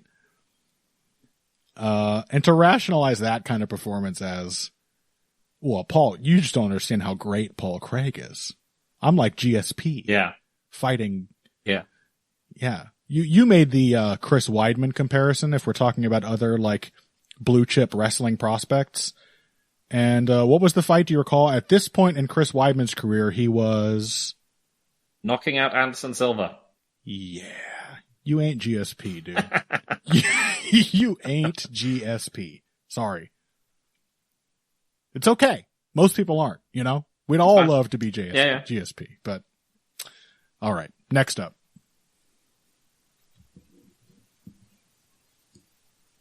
This is you. Oh, is it? Yep. All right. Arman Tsarukyan punches a fan and explains why. Quote, he showed me fuck you, and he wanted to punch me, and I wanted to punch him back, Tsarukyan said. That's it. So guys, no one show me fuck you. It doesn't matter who you are. I'm going to punch you in the face. You can show me fuck from like 200 meters. I'm not going to punch you. But when you're close to me, it's like automatically, I'm from Russia. Don't do that, please. Or I'm going to go to prison in the U.S. I think this one is a little different to some of the other categories, which are people saying stupid stuff, but this is just Arman Tsarukyan being very funny. Yeah, it's actually very charming and funny. And then also, yeah, he showed me fuck you. That's a real kind of Usyk. He showed me fuck you. Triple G sort of broken English quote that I really enjoy. Don't show me fuck you. It doesn't matter who you are. I also like how specific he gets. You can show me fuck from 200 meters. Yeah, that's the safe distance for showing him fuck. If you're on I'm like, don't do that, please, or I'm going to go to prison in US. If you're in a neighboring building. My other favorite Arman quote is obviously his when he managed to say the most cutting thing in the world to Michael Chandler, when Michael Chandler was talking about, you know, whether Tsarukyan deserved a title shot or whatever, and he was like, I can't remember exactly what Tsarukyan said, but he was like, I've been out here working all this time. You've just been chasing that Conor McGregor fight. You could have lost like 3 exciting fights in that time. That was so good. It was so good. That's really good. And Arman's the kind of guy where, like, you can't fully tell if he's being deliberately sarcastic. You know what I mean? Like, that might have been an earnest remark where he's like, it's clearly mean and mean-spirited, but it's just innocent enough. You could almost believe it's an unintentional insult. Very nice. All right, next up, we're fast approaching the main event of this category. This one is you. Well, we do have Tim Kennedy lying about a Purple Heart, but we don't have any good quotes for that one. It's just something that you thought you should include. It's a different kind of post-fight rationalization, because in this case, the fight is a war. Tim Kennedy was a soldier in the U.S. military, and it is, in fact, the only interesting thing about him and his entire identity at this point.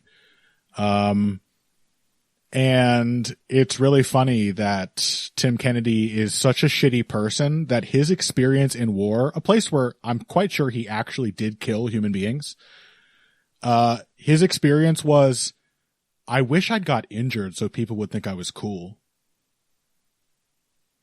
That's very, very pathetic to me.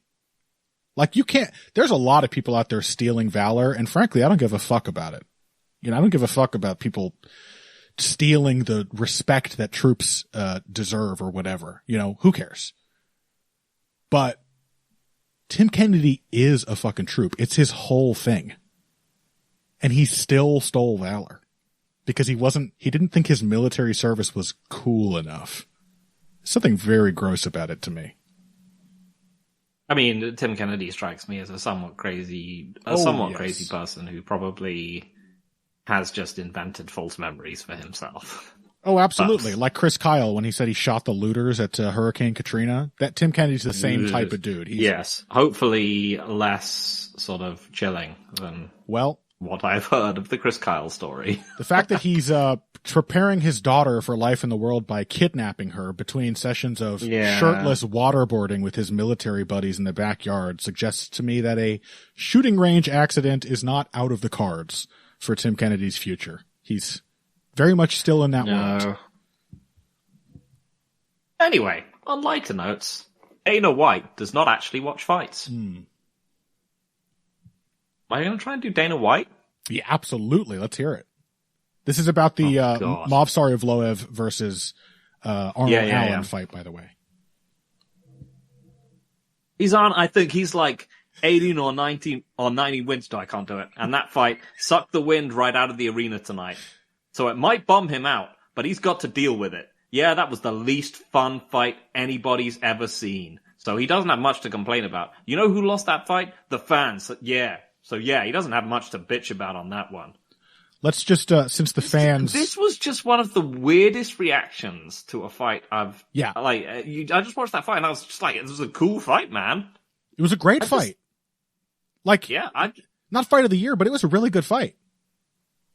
Yeah, I mean, one of the things about Dana White, I mean, perhaps the only thing about Dana White is that he is normally like a barometer of the live experience. That's, the thing that makes him work for the UFC. And that makes him like both a functional head of the organization and, why the fans actually like him is that he does actually give his unfiltered impression of how he's enjoyed the fights. And it's normally relatively aligned with what the fights look like. Yeah. Occasionally he'll get, most of the time he will get mad about stupid things in the same way that fans do. And, so that means that the fans feel that they are represented and that also that, he just functions as a genuinely somewhat useful barometer for the UFC because he goes to the live events and he sort of acts on how he feels about it. And that's his selling point. It is concerning that he just he just clearly wasn't paying any fucking attention to this fight. Yeah. And that he's it's fine to just be like, oh yeah, I wasn't watching it. But just to be like, oh, that was the worst thing I've ever seen. I do not get it. It's nonsense. It makes no sense at all. Yeah. And since Dana White, the thrust of this, because he is usually trying to, as you say, play to the fans, especially when a fight is shitty or when people are mad at a ref. He loves to get people on side by joining in the dog pile, even leading the dog pile. So since he specifically referenced how the fans will be the judge of Evloev's behavior, the fans will not allow him to fight for a title, and the fans were the real losers in this fight. Let's go ahead to the Twitter post where a clip of this press conference was posted and see what those fans have to say in the replies. I thought it was a really good fight. Did he see the Silva versus Pennington fight? What the fuck? Dana doesn't get wrestling. Was he on his phone during 7-8 Neil Magny fight and the whole co-main event? Dana is a casual. So the fans seem to have decided Dana White's a fucking moron on this particular issue. Really, again, this is a better example than the Carl Froch one of someone very clearly having a vested interest. Because clearly he wanted Arnold Allen to win, right?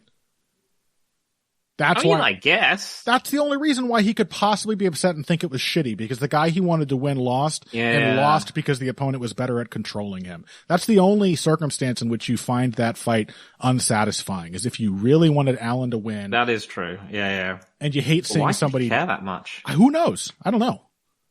I have no idea. But everyone agrees it was a good fight. Yeah, weird. All right, next up. A porky, fresh Kelvin Gastelum sits on Daniel Rodriguez. Dana, Hunter, man, I want to be the best company man that I can be. I have the best intentions for this company. I love the UFC. I want to stay in the UFC forever, for as long as I can. I'm sorry. What happened this week was unacceptable. So I promise I will be better. I know I've said that before, but I'm not a perfect person. I always try to be better. It is what it is. Phil, I noticed you've highlighted the phrase, I always try. I always try to be better. I mean, yeah, that would be and that's Calvin Gastelum's motto. Calvin Think Gastelum, of the fighters who striver. are always looking to improve, and it's Calvin Gastelum. Calvin Gastelum is always looking to improve, and one of these days he is going to dethrone Joey Chestnut. He's coming for that title. Yeah. Sadly, you know he doesn't have the work ethic. He's just a casual eater. Pathetic. Yeah. Yeah, that one's a clear. I mean, that's not even a rationalization so much as it is just a lie. Do you think Calvin Gastelum believes what he's saying there?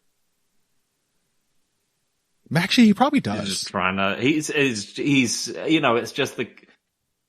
At this point, it's just the kid who's fucked up so many times that he's just now got a patter that he's memorized. Absolutely, he's got a spiel. Yep. He might believe it though. Calvin Gastelum might be a person with just a very cyclical sort of life routine, these pitfalls that he keeps stumbling into no matter what he does, and he just is always like, oh, I guess I screwed up again. Well, I won't let that happen again. He never realizes that it's like a fundamental flaw that he needs to address. He's just like, well, next time I'll try harder. You know what pissed me off the most about this one? What's that?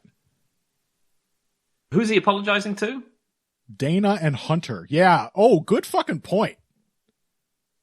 He didn't apologize to the guy he cheated against. Yeah. Good point. What a scumbag. What the fuck? Yep. He's just fucking sucking up to the teacher. Jesus. Didn't even register that part of it. He's apologizing to the brass for cheating to win a shitty, ugly fight against an opponent who actually tried to meet the terms of the contract. Yeah, I did forget. Signed. I also did want to put Calvin Gastelum in bad vibes entirely for this. And honestly, I regret that we did not mention him, because clearly we have a lot of built-up resentment about what this one fight Calvin Gastelum had this year. Yeah. Scummy. All right, next up.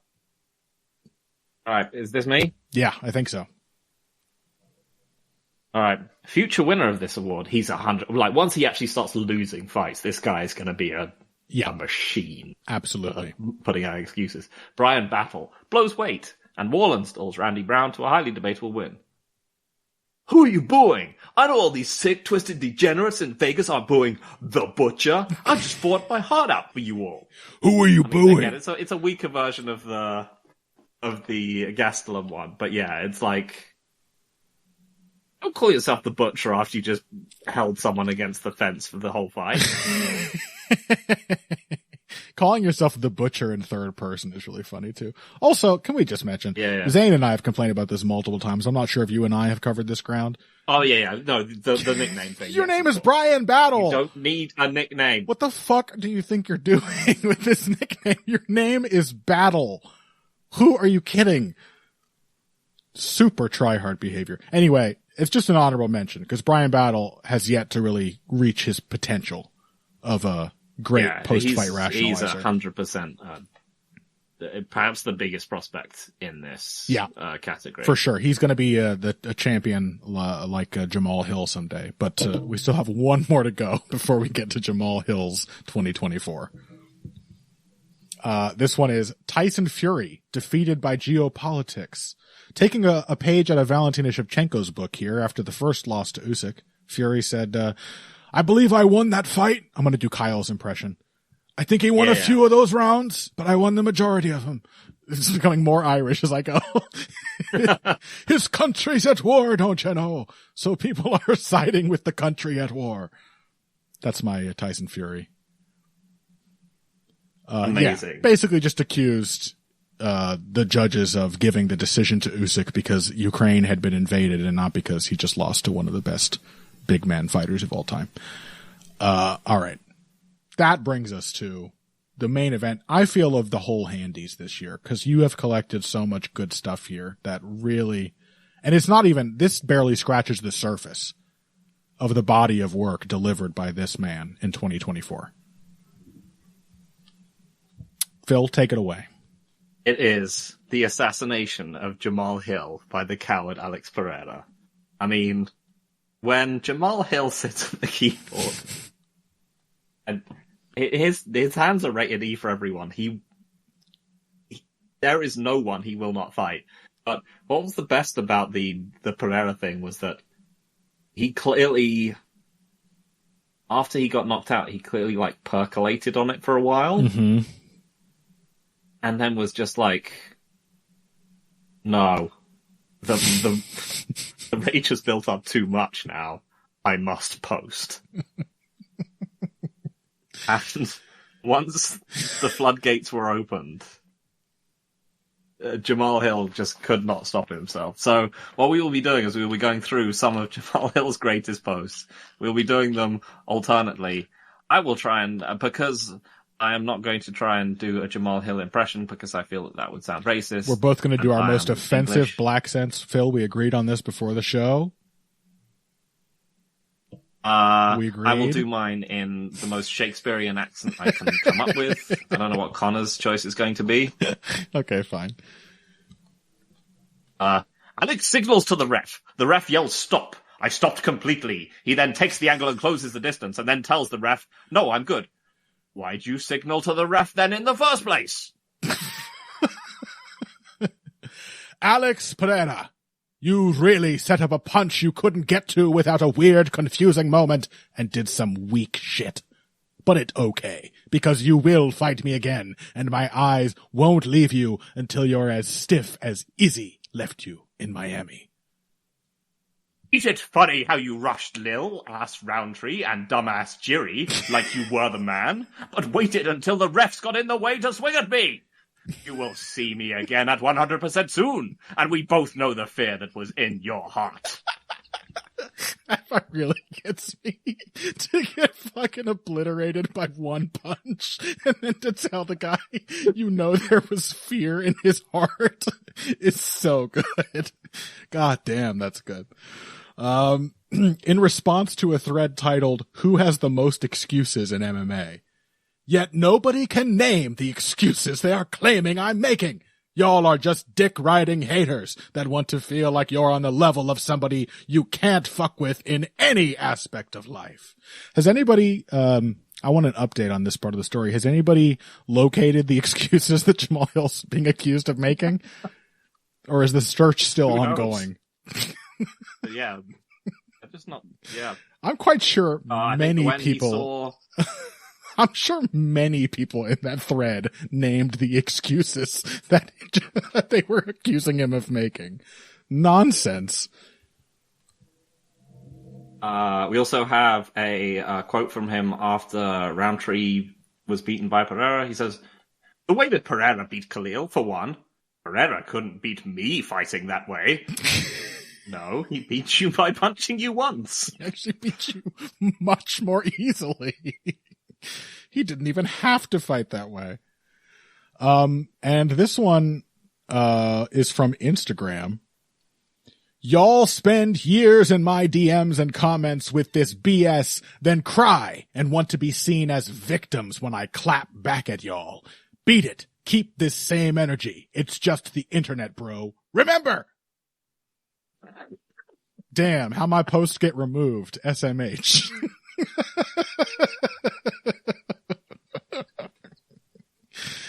I just love it. It's the fact that we have to end it with, it's just the internet, bro. From the most furious natural poster ever in MMA. Astounding. I mean, really natural talent, and it's just the internet, bro. And it's also like he's crying about how these people want to be seen as victims. The projection isn't even the right word for this. This goes beyond projecting. Like, he is literally just naming the things he's feeling and accusing random strangers who mean nothing on the internet of having the feelings that he cannot admit to having. Jamal, I never thought we would ever honor a fighter, Phil, with a handy who had barely been seen in the cage in the year contained in that awards show. But my God, is Jamal Hill the most entertaining fighter online I think I've ever seen. Yeah. I think you might be right. He's just backbiting internet nerds at all times. He just cannot Not stop himself. He's the most trollable man on the internet. Yeah. I should start trolling Jamal Hill. Sounds fun. These people look like they're having a blast just pissing off this guy who's incredibly easy to manipulate. My goodness. I feel like it would be mean. Because I think the best thing about it is, again, it's the exchange of sincerity. People think he's an idiot, and he genuinely is extremely angry at them. He doesn't care who they are. And yeah. So, yeah, he had 3 minutes and 14 of cage time this year, and he got unceremoniously KO'd. Yep. But he still won 2 of perhaps the most important awards that we give out. Yeah. There's no way he's not winning this. Pure entertainment. No way he's not winning post-fight rational. And he's already won Laugh Out Loud. Yeah. Pure entertainment. It's the quality of rationalization on display, too, because it is all absolute nonsense. Alex Pereira had fear in his heart. When you really? You think so? Alex Pereira couldn't beat me the way he fought Khalil Roundtree. And the whole thing started because of some dumb shit. I think who cooked up the ref conspiracy theory initially? Was it Bisping or Cormier? One of the commentators was the one who was like, it's actually. Oh, yeah. If you think about it, it's actually a little messed up that Jamal Hill got hit right after the ref separation, even though he actually threw the first punch and Pereira knocked him out on the counter. So right there, It's complete nonsense. But the fact that he didn't even run with it right away, and then, like, as you said, 3 weeks went by, and he had clearly been stewing about this loss the entire time, and he was like, you know what? The ref actually did fucking cheat. This is bullshit. I don't know, man. I'm proud of him. He's really come out of his shell and delivered a banner year. Yep. As I said, I don't think another fighter has given me as many laughs. Yeah. I just thought he was a bad fighter. I had no idea he was hilarious. All right. Well, Jamal Hill. We salute you, Jamal Hill. Absolutely. Respect forever to Jamal Hill, the funniest fighter in the UFC, without question. That concludes the 2023 Handies. A short one, Phil. We haven't even hit 3 hours and 20 minutes. Wow. And that's not including the little songs and shit that I'm going to edit in. Jesus Christ, do I have a long night ahead of me. But it's been a long holiday season with some infrequently posted episodes, some scheduling mishaps. Here is to a new year, probably full of even more Apex cards than we ever dared to imagine, and lots more ridiculous, entertaining stupidity that only this sport can really provide. So I want to thank you all for a very pleasant 2024. All things considered, a very pleasant year in the MMA space when it could have been so much worse. And that is in large part due to the fact that we have some really great fans of this podcast who are really chill, and most of them aren't even that weird, which is refreshing. So thank you all for listening. Well done, guys. Yeah. Thanks for listening. Thanks for supporting the show. And we'll be back next week to talk about some fights. I don't know. There's something coming up. I'm not going to look it up now. I'm tired. Goodbye. Anna? Yes? You're not going to do the sign-off. What? Oh, the... Final points? You do it. You seem to know it. And if you want to catch us on social media, Connor's at some bullshit. But he is also on Twitter at BoxingBush, even though he never checks it. Yeah. I am on Twitter at Evil Greg Jackson. And if you came here for the finer points of face punching, you came to the right place. This has been Heavy Hands. And always remember, It's just the internet, bro. Remember!